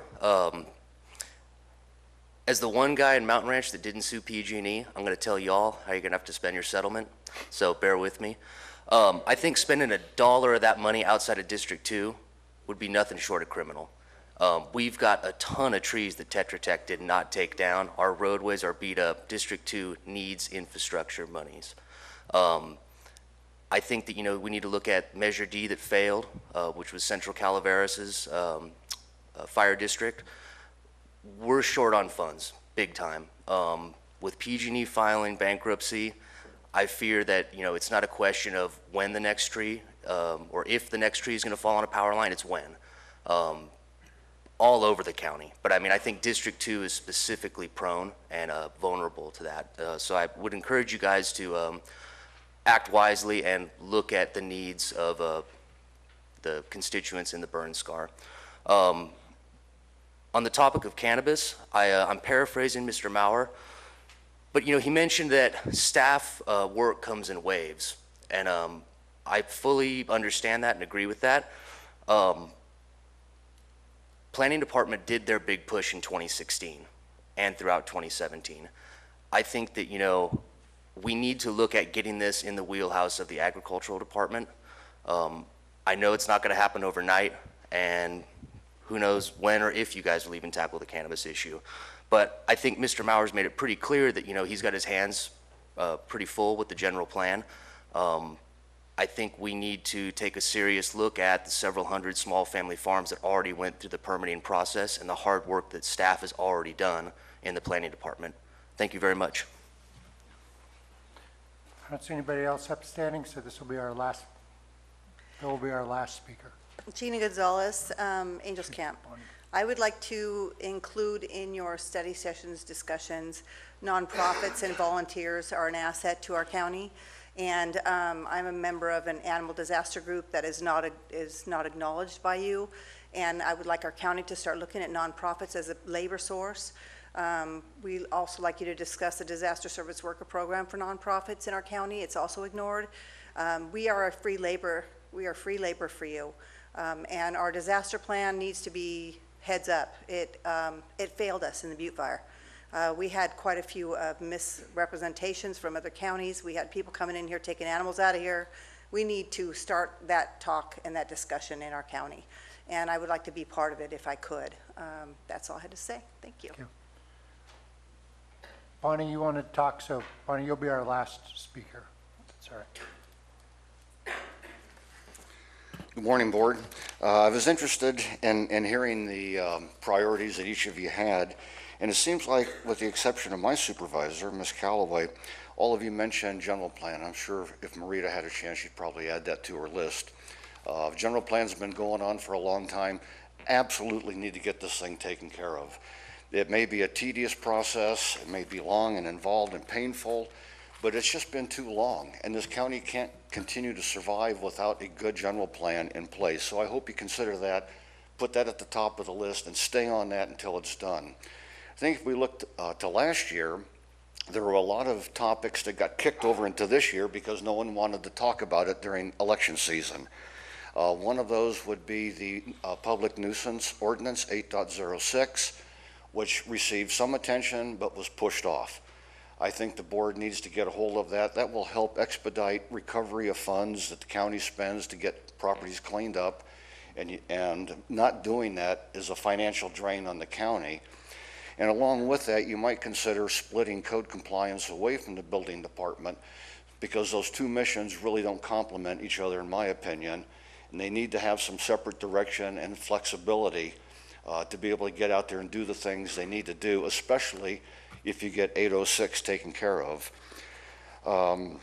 Also like to see the board take a strong position on a resolution to resist being a sanctuary county. We need to tell Sacramento that we are not going to do that, and make that part a strong resolution, strong part of our county, so that department heads and others know that operating as a sanctuary county is not going to be accepted. So those are the things that we should be doing, in my opinion. As far as the things that we don't need to do, I think cannabis is probably the last thing we need to talk about. How many years have we spent? How many thousands of hours of testimony? How many times do the people of Calaveras County have to speak out and tell you what they want? They have every single time. They don't want commercial growing of cannabis in Calaveras County. Why you insist on trying to jam it down their throat is beyond me. They have been clear. We need to move forward. We've got other things to do, whether it's PERS, unfunded liabilities, general plan, 806. You've got more than a full plate to say grace over for 2019. I don't know why you would want to open that can of worms up again and spend that much time. And it will be a lot of time. New EIRs, new everything. The people have spoken. We've got a ban. Maybe you would try to see about getting the abatements and eradication speeded up before you decide to put more of it into our community. Thank you. So we have our last speaker, Ms. Newman? I got a list a mile long. Surprises me, the same people that want property rights are the same people that want to dictate what people can and can't do on their property. I mean, if somebody... Easy. Come on, excuse me. If, We could do happy hands, but let's keep laughter and sniping out of this. Ms. Newman, please continue. Thank you. I actually wanted to come up and talk about the Mintier Harnish report, something that taxpayers paid almost $1 million to create a study, and it's beyond me why it's being kept secret unless there's something crooked in there, and we want to know what it is. If you can't release the study before you decide what the general plan is, for God's sakes, release it afterwards. We want to see what it said. That way we'll know why people were objecting to that release. Mr. Moore brought up an issue. There must be something crooked and corrupt about this Mintier Harnish report, or the people that are trying to squash it are crooked and corrupt. We want to know. We spent $1 million of our... I grub around in the dirt to pay my taxes, and I want to know what that report said, or I'm going to think you're all a bunch of crooks. Thank you very much. That will close public comment. I'm going to bring it back to the board, and while we've been talking, I sort of went ahead and grouped things into some broad categories. And I'd like to poll the board on if these are things that we want to take on and have study sessions on. Again, these aren't action items, these are to give staff and move forward direction. So does that work for the board? Is that okay with everybody? Or do you have some more comments you want to put in before I try to lump everything? Supervisor Stopper, you look like you guys. A couple things that were brought up, hemp. I think we should consider a moratorium on it until the state defines it better. I think that should be added to one of the discussions because it's open up right now. Thank you. Okay, so follow me if you would. I lumped this into 7 general categories, and a lot of pieces are going to come under this. First one is one we've all mentioned, general plan. I'm assuming, is there general consensus that's something we want to study and get done this year? I don't think we need a study session on it. If I heard the planning director, it's moving, and after there's going to be this whole public process, he's going to be releasing it. What is it we're going to do in a study session that isn't already going to be done when the administrative draft is released and it goes to the planning commission and there's public hearings?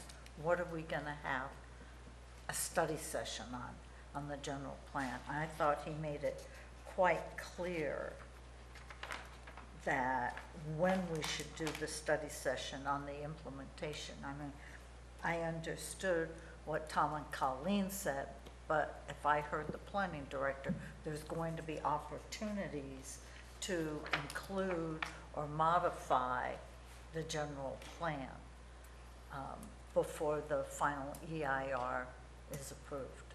And unless I didn't hear him correctly, I don't know what we'd be doing a study session on. Comment? We'll just go down the line. Thank you. Supervisor. Thank you, Chair. I agree. I think that the general plan itself is really not what we need to be studying. It would be, what is the board direction on the implementation, the code rewrites that are necessary, if it's a case of looking at Title 17, the community plans themselves in general, just a broad approach to here's the plan, but here's all those other pieces that we now need to work with.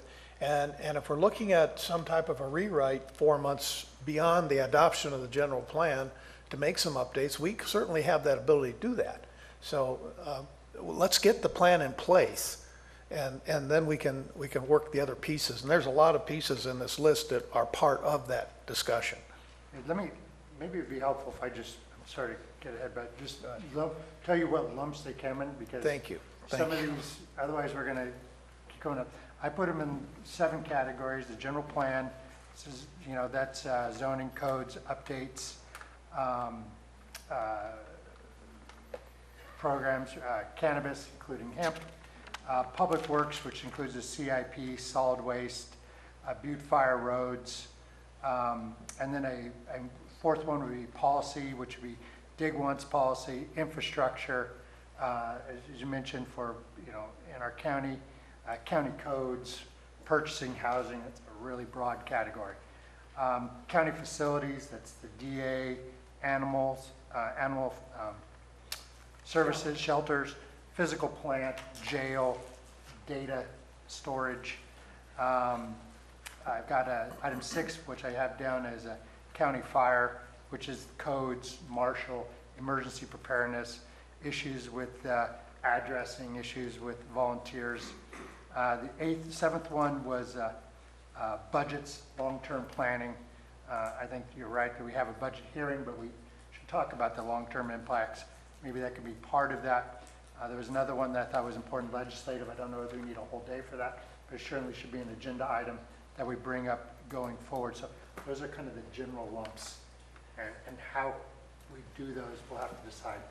I would also ask if these are items we want to go forward with, that each of you volunteer to work with me on building that agenda for that study session, or one of you does. Supervisor Stopper, I'm sorry for jumping in. General plan discussion. Yes. And I like how you grouped it up. A lot of them do cross over. I concur with Marita and Mr. Mills, or Miss Callaway's and Mr. Mills' take on the general plan. It's moving forward. Part of the study session would be more of going to the planning commission as the public comments being addressed. They put their public comment into it, so I concur with them that the process affords them more opportunity for public comment and input as we move along still. So it's not quite to the hurdle where there's no turning back at this time. Supervisor Tofinelli on general plan. Yeah, after hearing Peter speak, I think we'll have plenty of opportunity to input for it, so I'm in agreement with Marina, Dennis, and Ben. Okay, I think there's a majority on this. I would like to see, I think it'd be important for us to make a statement that this is a priority to get this in front of us as soon as practicable. Absolutely. Is there general consensus that? Do you want to poll the board? Yes. I'm looking at everybody nodding, so okay. Peter, there's some consensus, get this to us as soon as possible, and you should convey that to the planning commission. Let's move this thing down the road.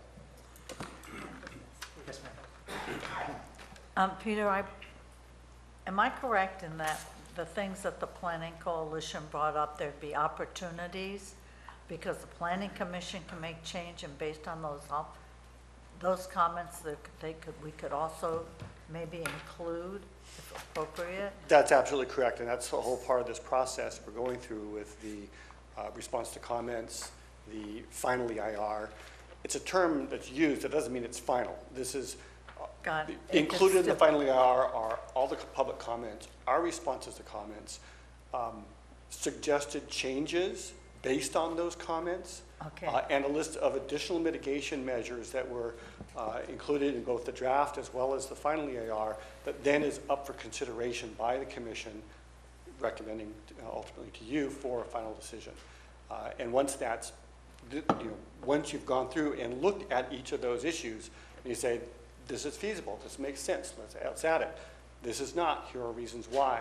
Then we need to craft the findings, findings of fact, statements of overriding consideration if necessary.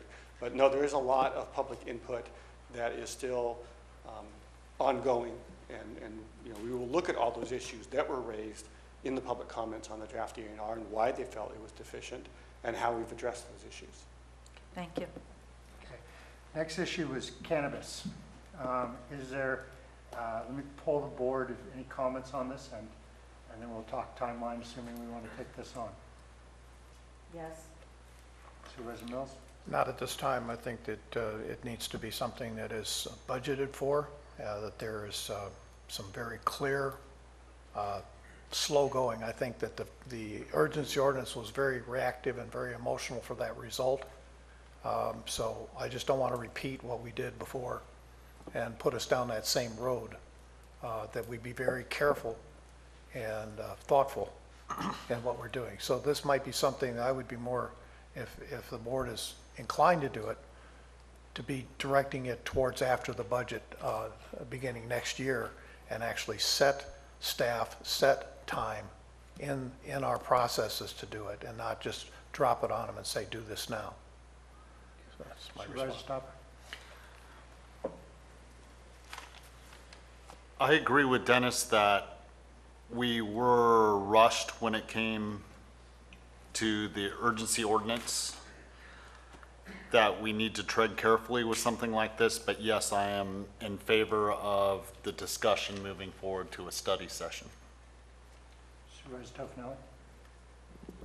Yeah, I'm not in agreement with that right now. I think later on during the year, possibly. I'm concerned about midterm budget, as I mentioned before, and where we are in that. And staff time, had some conversations with staff. This particular issue will not only affect planning, but county counsel's office tremendously, and building department, and going forward. Just going through a study session is going to take a tremendous amount of work, and I think Peter's department would be doing the presentation along with Megan's department, and the focus, I think, right now is to get the general plan complete first, and then go down that road. So your position is take it up, let's talk about it after budget and general plan. We can bring it back up at that time. I didn't to address anything, but yes, we need to bring this issue back. If I understood Mr. Maurer, there'd be time in March to start it. We have an EIR that was done. I think there's work that's already been done on the issue.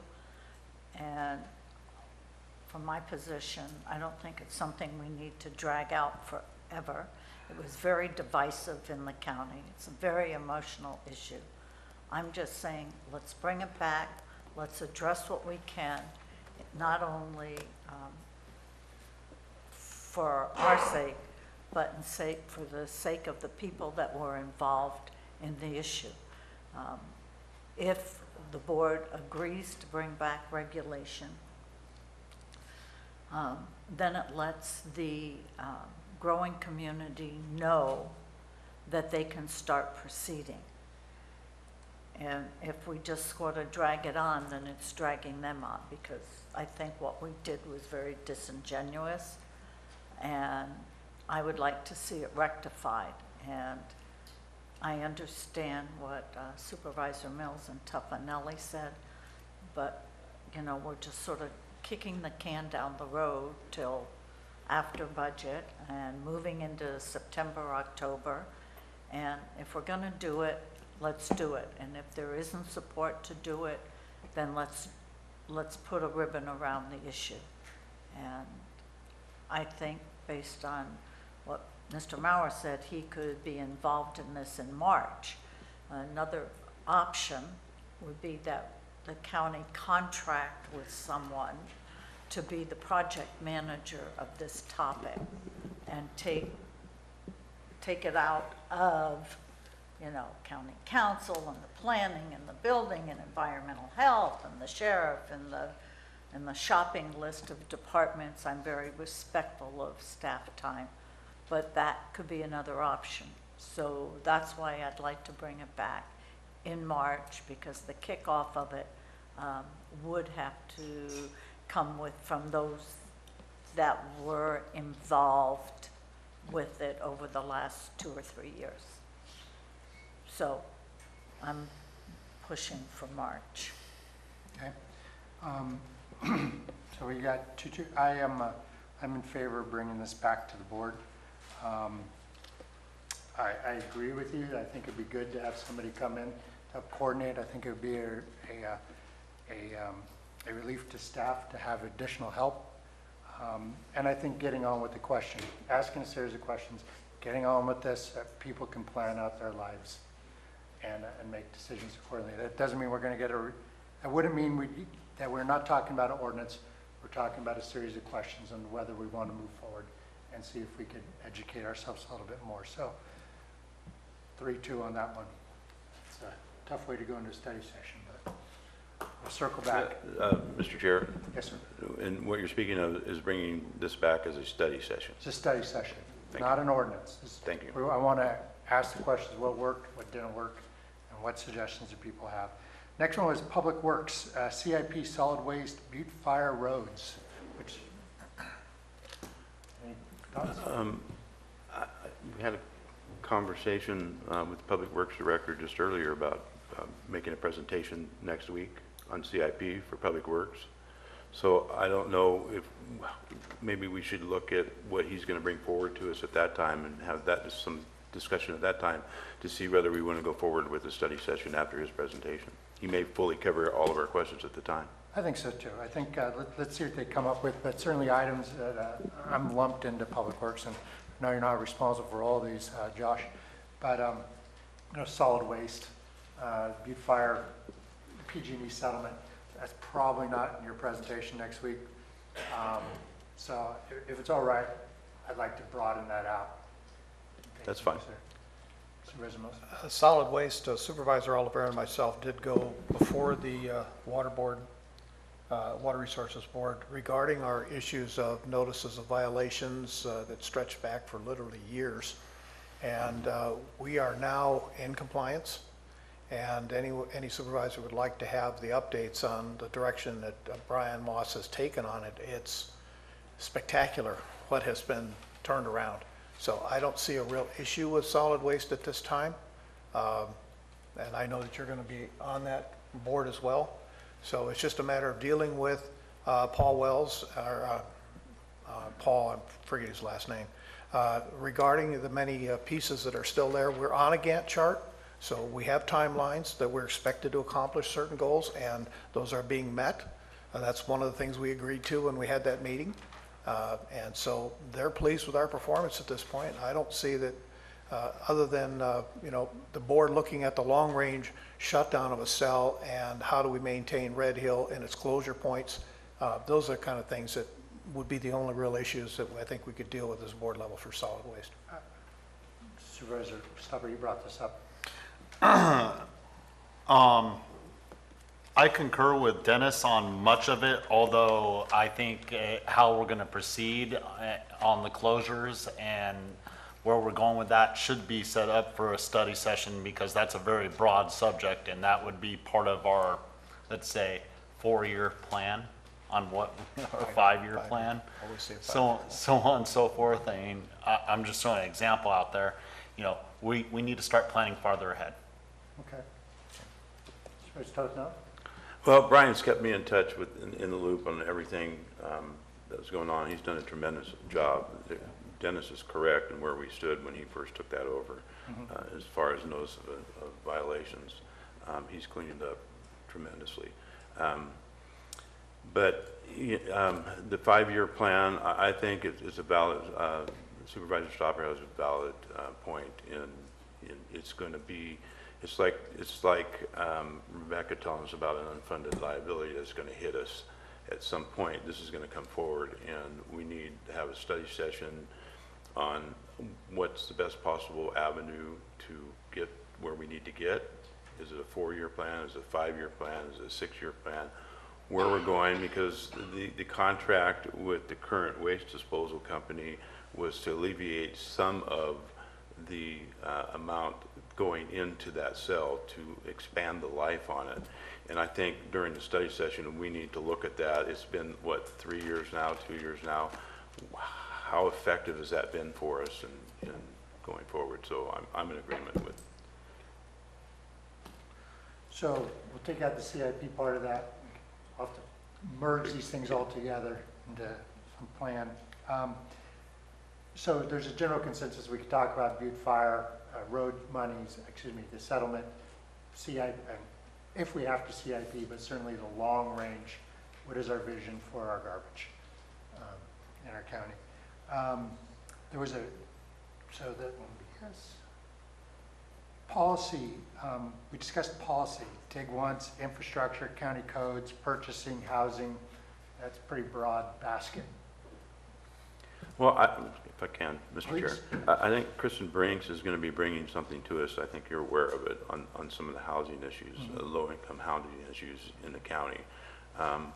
Maybe that's an opportunity to do some study session at that time with her when she brings that forward to us, to touch base with the housing issue.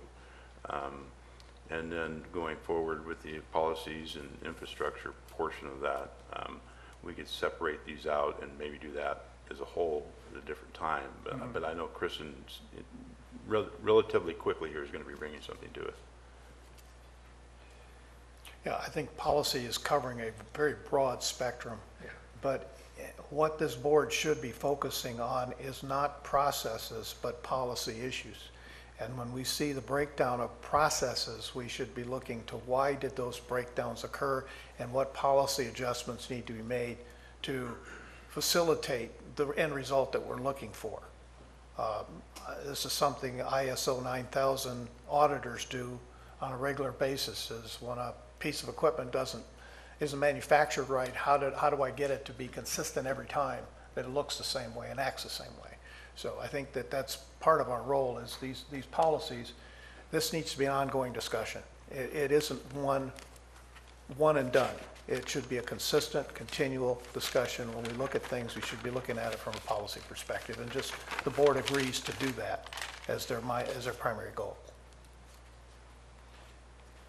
Yeah, I agree. I'm looking at some of these, and they could be shifted over to, Public Works when we're talking about infrastructure, dig once, and housing combination. So we're going to have to organize this. It's just really, how do we want to want to talk about these? Right. Next item was, so is there a consensus that we want to talk about things like dig once, which is the infrastructure question. I'm just using different terms. County codes, purchasing, and then obviously joining in Peter and Kristen on housing elements to move forward. Is there a consensus to that, or things you don't want to take on? When we talk about codes, we have lots of codes. We have hundreds of codes. So what is it when we say codes, what are we talking about? You know, we're going to have to take on Title 17 when the general plan's done. So, but, I mean, what about all the other codes we have? I mean, if there's some in particular that a supervisor thinks we should focus on, then I think we should say we're going to focus on Title 10 or whatever it might be. But to just generically say codes, that's way too broad. So if a department through the CAO thinks I'd like the board to tackle these because I work with them, public safety code, then let's bring it back and do that. But it's just, what does that mean? I don't. So we need to define that, and I think working through the CAO and the department heads, they can say, I think these codes should be a priority that you look at in a study session. And Chair, to that point, I think council needs to be directly involved in this because their office is running into some of those disconnects on a regular basis. And I would like to hear from the council what those disconnects are that we need to review first, because I think we get those out of the way, that will reduce staff time as a result, which will save us in what we're doing. So I really would like to ask council's office to really give us those codes that are driving them the most to distraction and address those first next to dealing with other portions of it, because that's where our liability is resting, and we can go from there. So I'd consider that the priority. I think that's a very good point. I'll agree. Yeah. They know the codes better than we do. They will tell us what we need to help us prioritize. Supervisor Stopper. Yeah, after talking with Josh briefly, after I brought up some of my suggestions, he's already doing a lot of it. You know, he's moving forward. It's a breath of fresh air to hear it. I guess we're in consensus right now that maybe county council should report back to us on some of these codes. Then we can have better direction on which way we would proceed for a study session later. So that's one to be tabled, I suppose. Kind of did. We'll sort of float it out there with staff, figure out how they want to do it. But, yeah. That is Broadwood. Next one was county facilities. You know, we talked about lumping together the DA, animal services, our physical plant, jail, data center. That's a big bite too. Thoughts? And with some of it, we already have the funding. It's not a. Well, we have funding for some of it, not all that broad, but we do have in the budget right now for the jail, addressing the jail in the DA's office. It's in there. Not animal services. But not animal services. So we need to have the discussion about what is it going to take to make that happen. And remember that if we're going to tear animal services out of where they are and put them somewhere else, that's for 20 to 40 years. I mean, that's not, but we have to. 50 already. Okay, but we need to be talking about whatever decision we make on a location of a building is quite permanent in nature. So we need to be very careful about where we site things and what we're going to use them for. Because other boards may look back and say, what were they thinking? I don't know, when we get the cannabis. Turn your mic on, please. It'll help us out. Mike. Supervisor Stefani? I was just asking Marie to turn her microphone on so people can hear her speak. Well, this will definitely be a big day. I think, in my research, I think there's at least 4 or 5 plans floating around here for space that have been developed over the last 20 years. Well, even Kristen, in the building she's in, is looking at plans to build a facility for her instead of leasing what we're doing now. I mean, we definitely have to take, this is important. Supervisor Stopper? I think this is all good discussion. I think it's more broad than the ones we brought up, because we're renting buildings out throughout San Andreas to house other departments, so on and so forth. So and how can we get these possibly in a larger building so that some of them could offset the price for others, and how can we do that legitimately? So, since the consensus that this is something we want to talk about. And I think if we do this study session, we have a consensus for it, that we need to have staff bring to us the total amounts that we are spending for these outside buildings, so we have a knowledge of exactly the expenses we have going out. And I agree, but I think that it also would include how much are we recovering in A87 costs from those outside buildings? What is the cost per square foot if it is off-site versus on campus? We need to see that total picture.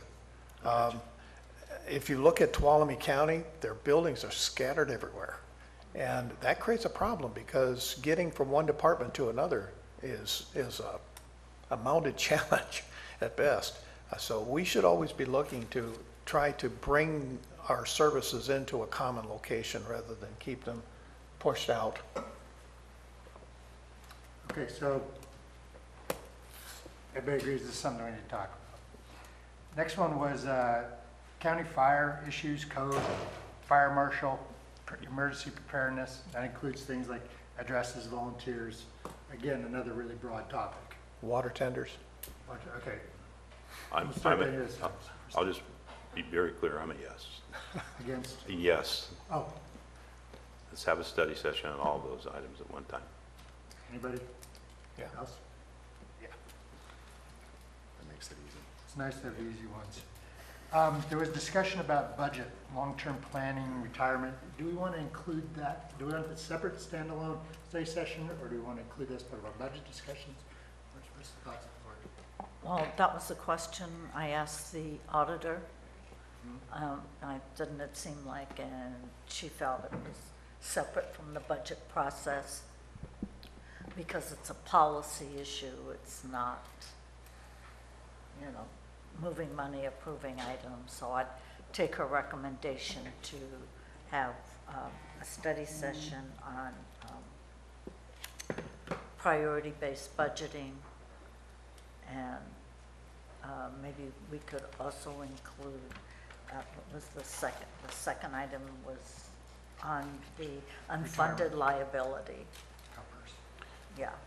So, and it could be just, that's an education for us to consider, and it might not be on this year's budget, but when we are looking at this year's budget, then, except for unfunded liabilities, we can move forward. And to that point is when we call it priority-based budgeting, it means we need to establish priorities. We need to establish priorities in policy so that the future budget years, we're looking out 4, 5 years, 4 and 5, et cetera, that these policies are driving our budgetary decisions. And I think that's really what has to be said. She's not in the room to agree with me, but I know that's the direction is we don't clearly establish the priorities. How can we drive a budget around them? So let's talk about those priorities when we talk about budgets. Stop, or do you have anything to add, or your lights? Okay, so. Yes. Yes? Yes. Yes. Okay, great. One other item I put on there was a retreat. Do we want to go off campus for a day? Good, legislative. Retreat. Legislative. I was thinking that as part of a broader meeting, because I don't know how much time we'll need on that, but we may need a lot. What are the thoughts on legislative? I've been a big proponent of the county being more active, and at one time I think we had a lobbyist. I don't know if we do now or not. We do now. But we have someone at RCRC, we have someone at CSAC. So I think part of our purview is that if issues come up there that are impacting Calaveras, it's our duty to maybe bring it back to the board and say, I think we should take a position, yes or no. The other is, and I did talk to Mr. Lopez about this, wanting departments, because they're in tune with the ABs and the SBs and how it might impact health and human services or roads or whatever the topic might be, much more so than we are. He understood what I said, but he said to me, Marita, the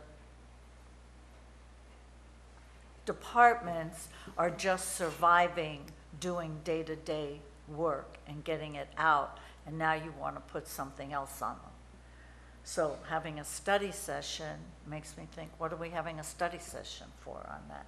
Maybe it's something initially the RCRC and CSAC representatives need to take a more active role and segue into it. I mean, I totally agree that we should be involved in legislative issues. But I also have to understand what Mr. Lopez told me about where the departments are, and is it that we want to put another task on them? Yeah, we had a retreat 2 years ago, and I'm still don't know what came out of that.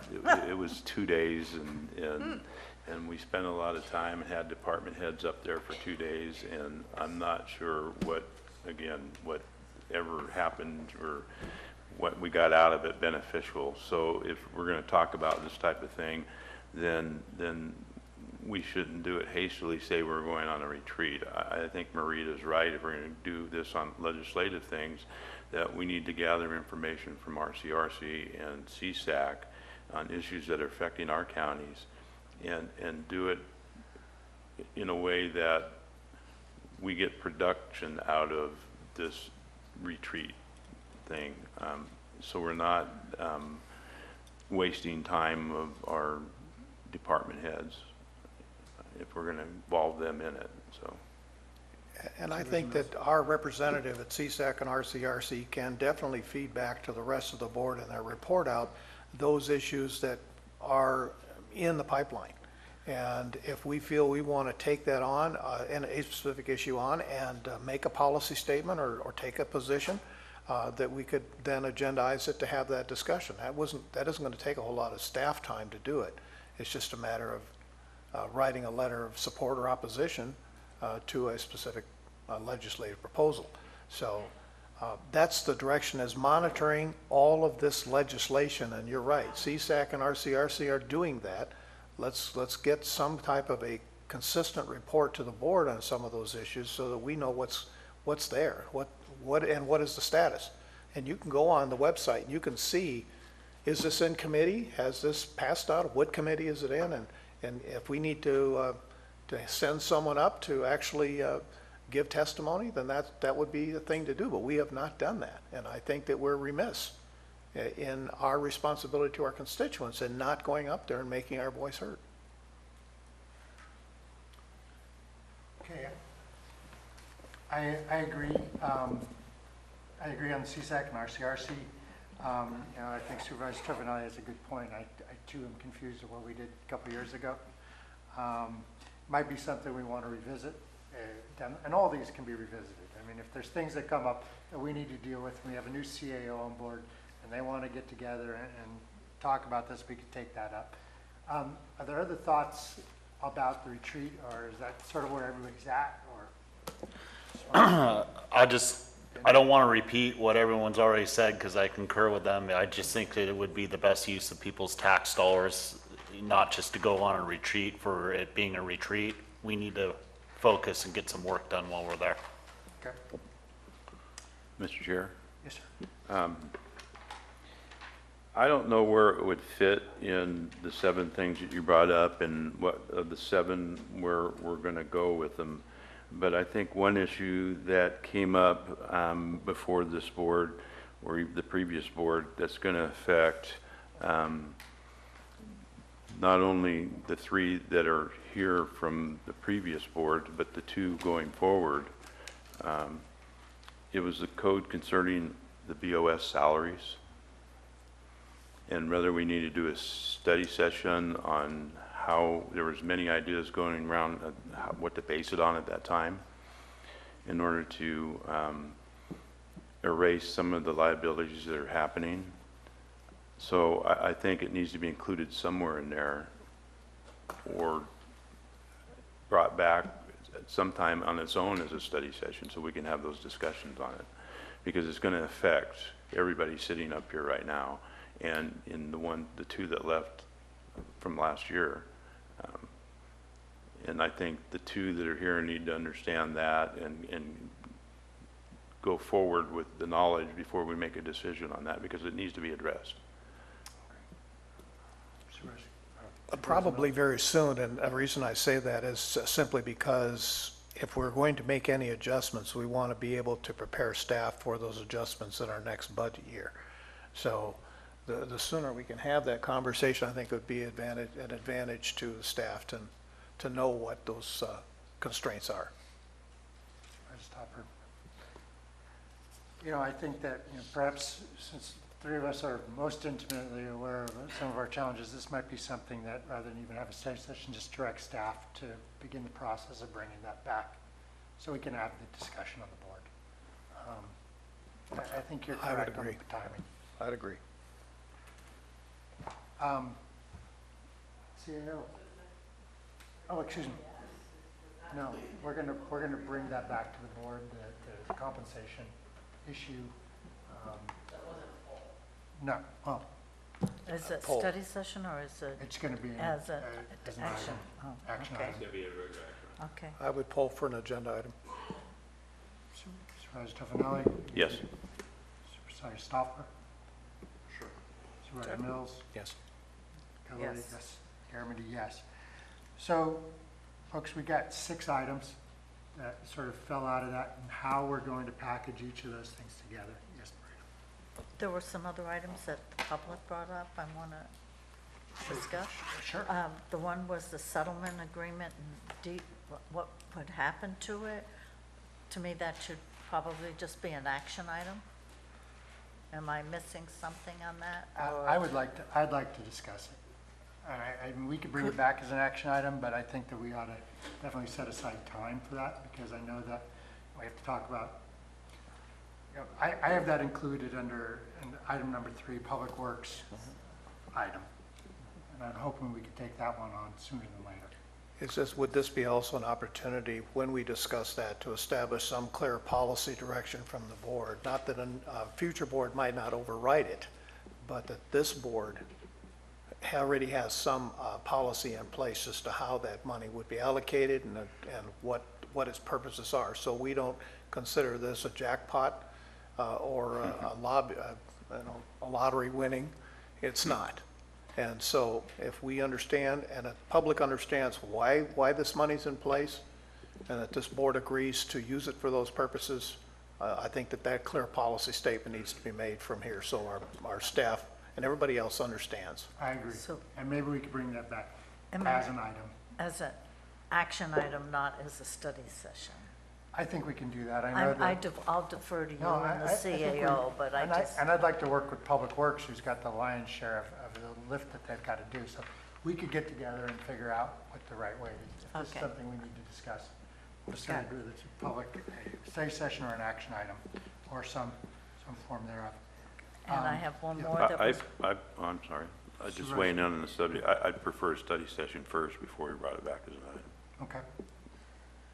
Get more clear direction. and there's one other item that came up from the public, and I kind of hate to admit that I agree with him, but Mr. Segala brought up the Lake Tulloch, I remember that thing and that whole, the short-term rental, and is it working or is it not working? I mean, it's not a hot item, we could bring it up whenever it's a rainy day, but is that something that we want to bring it up? It does have an impact just to that area, if I remember right, Al. So, The economic consequences to our county. yeah, and is it working? So, I mean, I'm all for discussing that. When we deal with Lake Tulloch, there are broader issues such as the amount of expenditure on our part of our emergency resources down there with law enforcement and Copper Fire and protecting our portion of the lake, how that interacts with Tuolumne County. So Lake Tulloch is a bird all unto itself. And is this going to be a future opportunity to discuss a basin authority or some type of a way to share responsibility with Tuolumne County and Tridem and how all of that works? So there's a big discussion that probably should be separated out regarding Lake Tulloch and the FERC license and all of the other pieces Well, then to I it. guess my recommendation, if you want to make it a study session and make it larger I would want to make it very. than what Mr. Segala Yeah. talked about, then you and the CAO Yes. could work, and the chair work Yeah, on that. I would prefer to be a much larger discussion due to the impacts to South Shore. That's great. Is there any objection to that? Okay.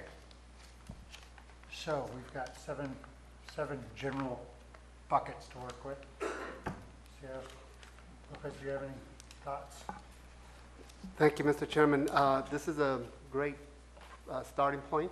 The number of items that the board has brought to us, I just want to be really clear. These are all time-consuming, staff time-consuming, but we need to do it. I just want to be sure that we don't create expectations that by having these study sessions, we will have resolved those issues. Most, in fact, I think all of the issues that were brought up are staff-related and funding-related. So one of the problems that we have had is our funding has not kept up with our demands, the demands that are here. So when we do bring these, I will certainly make certain that the board is aware of the funding implications related to each one of those projects. At some point, the board will have to say, this item is higher priority than that item, so that we can bring those things to you. The study session will occur, but the actual implementation of items could be quite lengthy because it will depend to a large extent on what our expectations are for future funding. Just wanted to add a couple of things. I don't know if this was board direction, but when I talked with Mr. Lutz, his understanding was that we would have a presentation to your board regarding the settlement in the spring of this year. There was no timeline, but his understanding that sometime in the spring we were to bring that to you. So we will do that unless you have other directions, but we'll do that as a separate item sometime this spring. I would like to,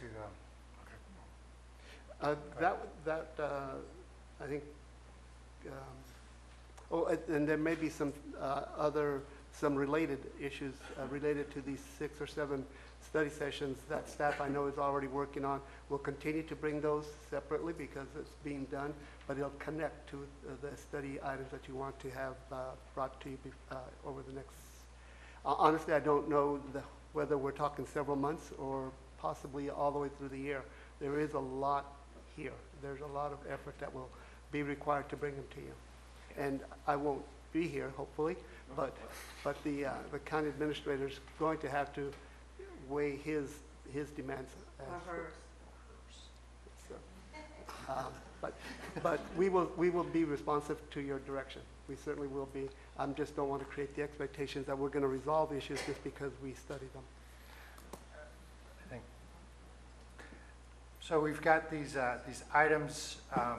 Obviously, we'll put together these agendas. Some of these we can't take on all the pieces, but we could hopefully take on most of them.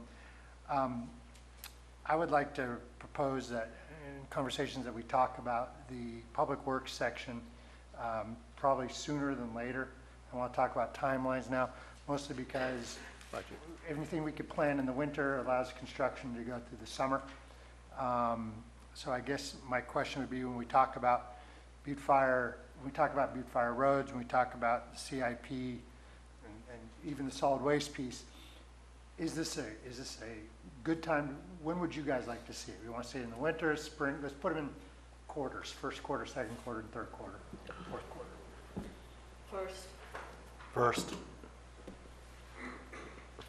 First, but I want to add to what you're putting there. I think it's critical with fire season going to be coming up quickly that we put the fire issue up front too, along with the public works. So if we can at least address some of that and give our fire departments some tools to enforce some codes or enforce things in order to get the fire hazards down in our neighborhoods is critical. I consider that Public Works already has pretty much their marching orders of what they're needing to do, and I think they're working within the timelines that we've set. If we want to change that direction, that could be done later in the year, but I think that the fire issue is quite clearly a priority, and I would like to see it done within the next 30 days or maybe even somewhere about that if we're going to move forward on this to get that clear discussion underway, because it's going to take us some time to put it all together once we do. We're going to be in fire season by the time we get this settled, even if we have a study session in February. So I would just ask that we make that as much of a priority as we can, just due to the situation in the state. You know, it might be one of those things that we might be able to hybrid this in fire preparedness and Butte Fire roads or Butte Fire settlement. There is some connection there, and Josh has got plans to bring forward the CIP independently, so maybe I can merge those two things together and get that done. Cannabis, the 3 of us will want to talk cannabis. Okay, Supervisor Stopper. I think we've been given a timeline that it could be open for March, so I would concur with March. Okay.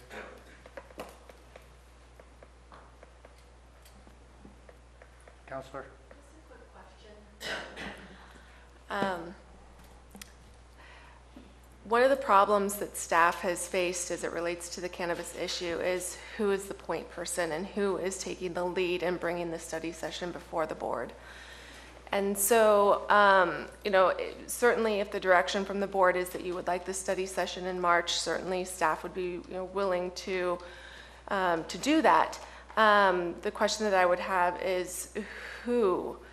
And I know that there was some discussion about a consultant, a contractor to be the point person. But I know, just looking at my colleagues out in the audience, you know, everyone's saying, okay, you know, who's on first? Who's going to be taking the lead on this? And speaking for those that I've worked with over the last few years, I don't think anybody wants to be in that hot seat. So that would be my only request, is if March is the time frame that you would like this study session coming forward, that you also provide guidance as to what department you would like to be the point person organizing that study session, and or direction on reaching out and having a consultant to start being the middle person to coordinate with the various departments. Question is there any interest in hiring a consultant to be the point part of the spear? Yeah, I'm fine with that. And I know none of the departments, I understand, we don't. Yes, I support that we do that. Going back to Supervisor Mills, of course, we want to know, you know, what's that cost? There's going to be a cost to it. But to who's going to kick it off, that's sort of like a process question, and I'm open to what the CAO and council would recommend. And if it includes that it's going to be the point person will be this outside consultant or project manager, then let's do it.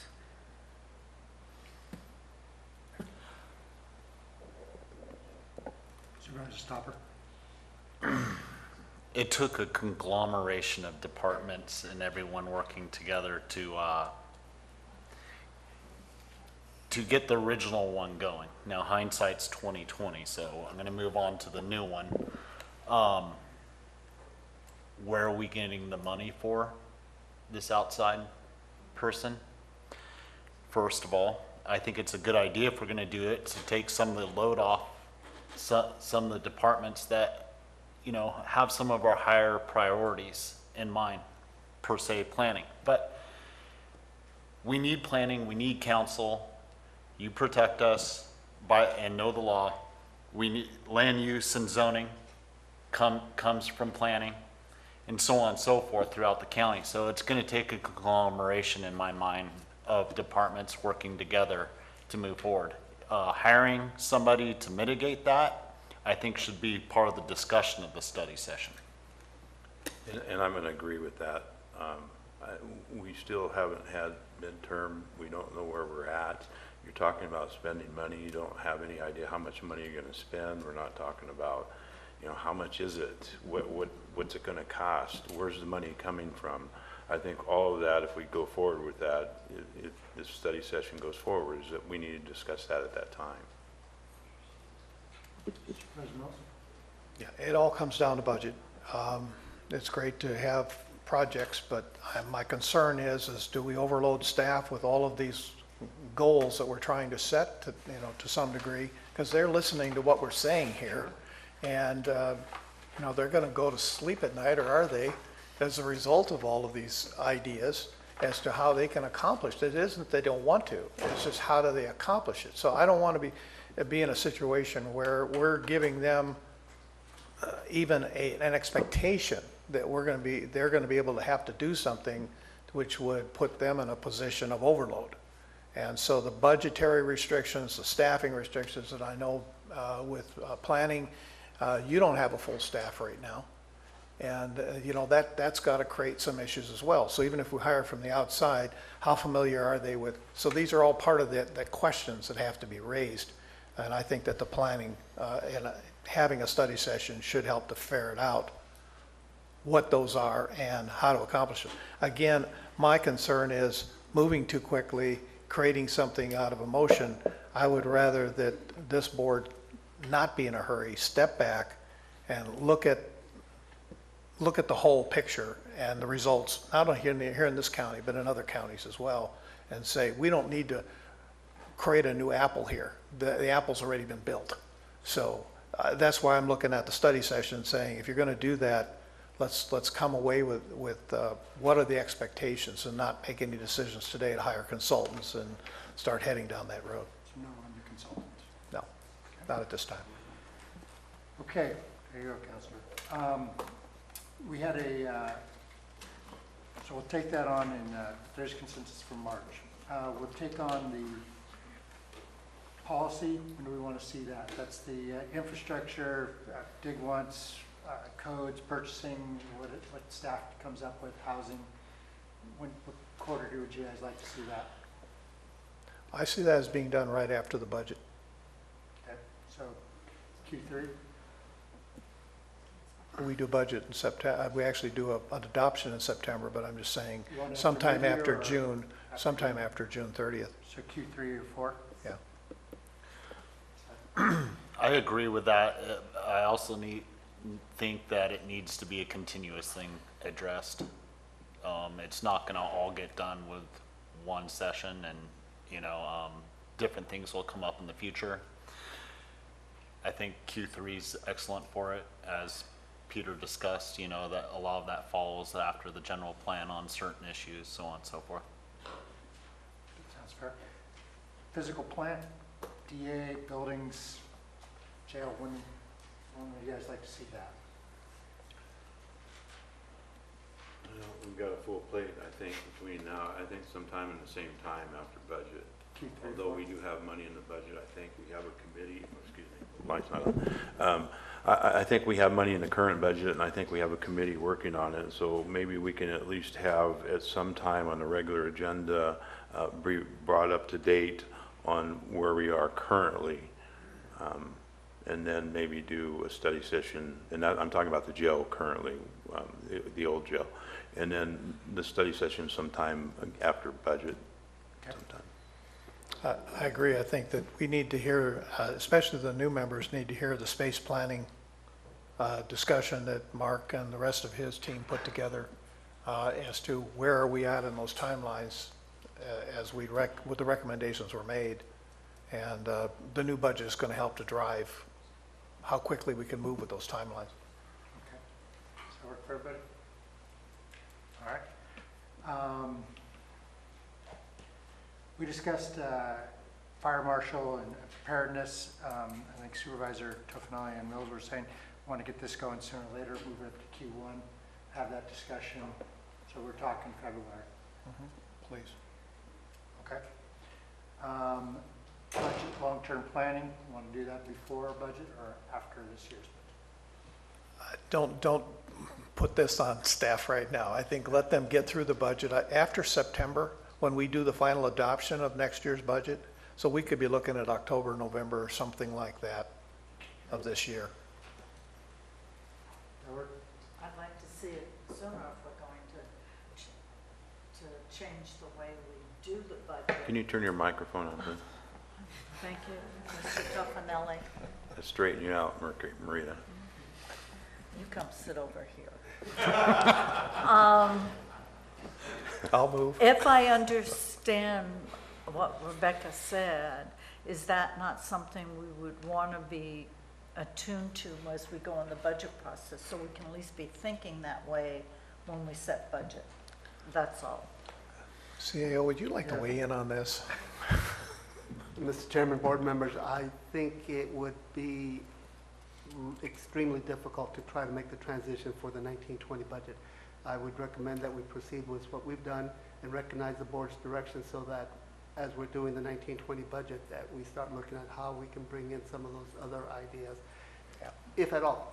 I did hear the auditor controller, but there are reasons why most counties do just the year-to-year budget, but it should be considered, and there are pros and cons to everything, and we should bring something to you that you can consider later on after the budget. I don't think we should change the budget process this year. Oh, no, I agree with that. I was just thinking in terms of, do we want to put that, because we've talked about, you know, doing a 2-year, 3-year budget, but I'll go with Mr. Lopez, so that means if we want to look at it, it would be fourth quarter. Q4? Yes. Okay, we also had the item of VRBOs, like Tulloch, that whole discussion. When would you guys like to, when would you guys like to talk about that? 2022?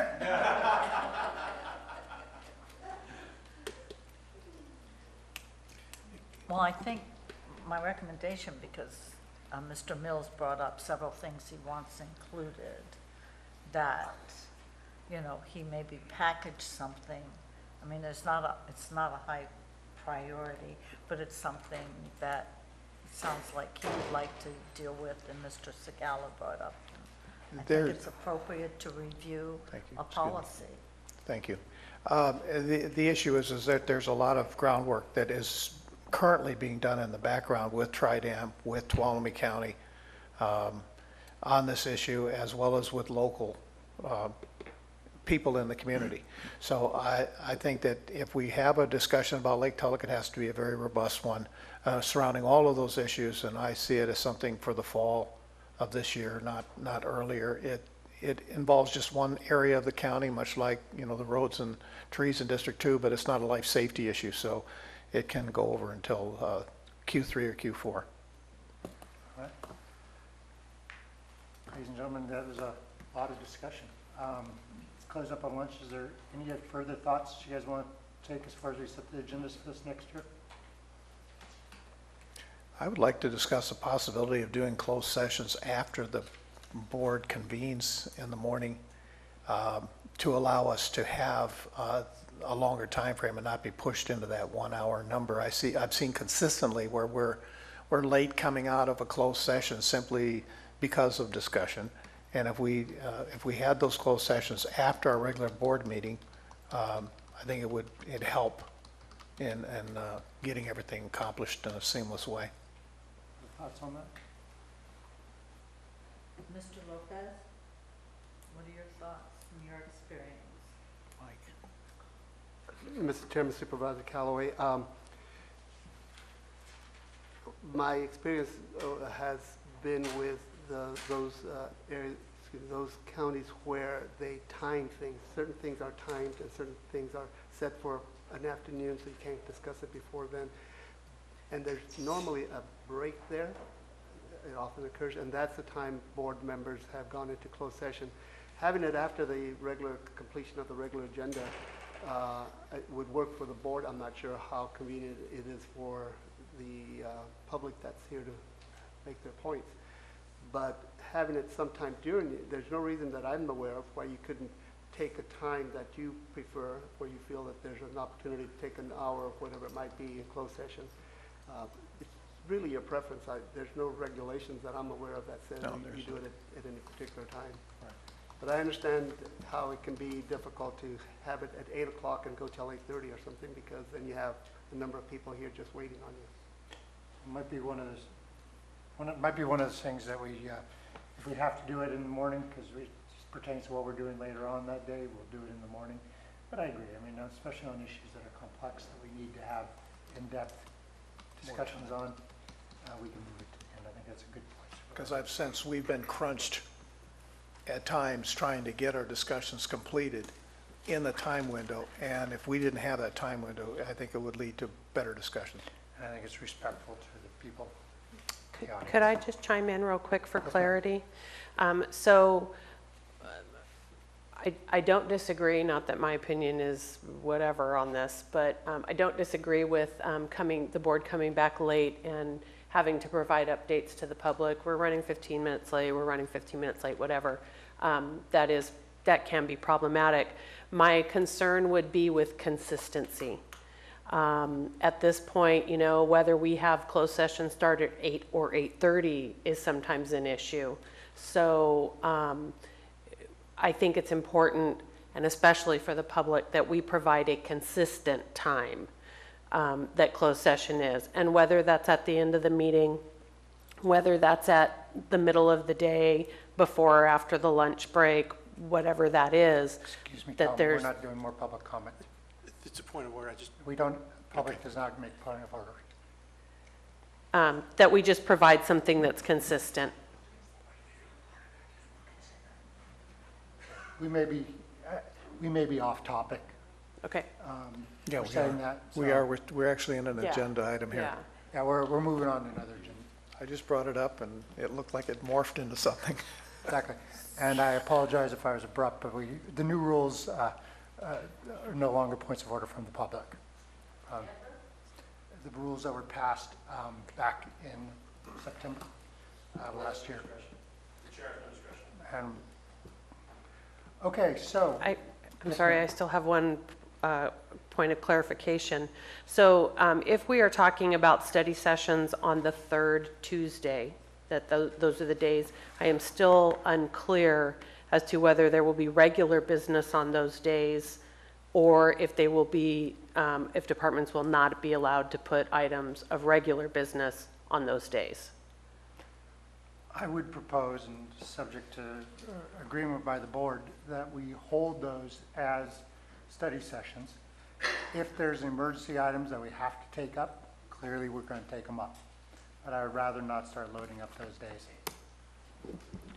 Mr. Chair, I would propose that since we're probably not going to be having a study session on every third Tuesday, that during your agenda review meetings, you certainly can have the discussion as to whether that third Tuesday is going to have a study session or not, and if it isn't, then you can open it up to regular agenda items. If you have the purview at the time, the foresight to know through the CAO whether we're going to schedule one at that day or not. And then at least it gives the department heads some time to additionally add things. So what's going to happen is what happened before is we're going to have that fourth Tuesday going till 8 o'clock at night because we weren't able to schedule anything on that third Tuesday. And I think that was the issue that we had, why we did what we did the latter half of last year. So I think that's an option that you need to look at. Supervisor Callaway? I agree. I think staff should be allowed to put things on the agenda, and if the CAO understands that the study session might be 2-3 hours, that still leaves the afternoon, and if staff has an item, let them bring it. Okay. Very well. Let's wrap up that item, and moving on, supervisor announcements.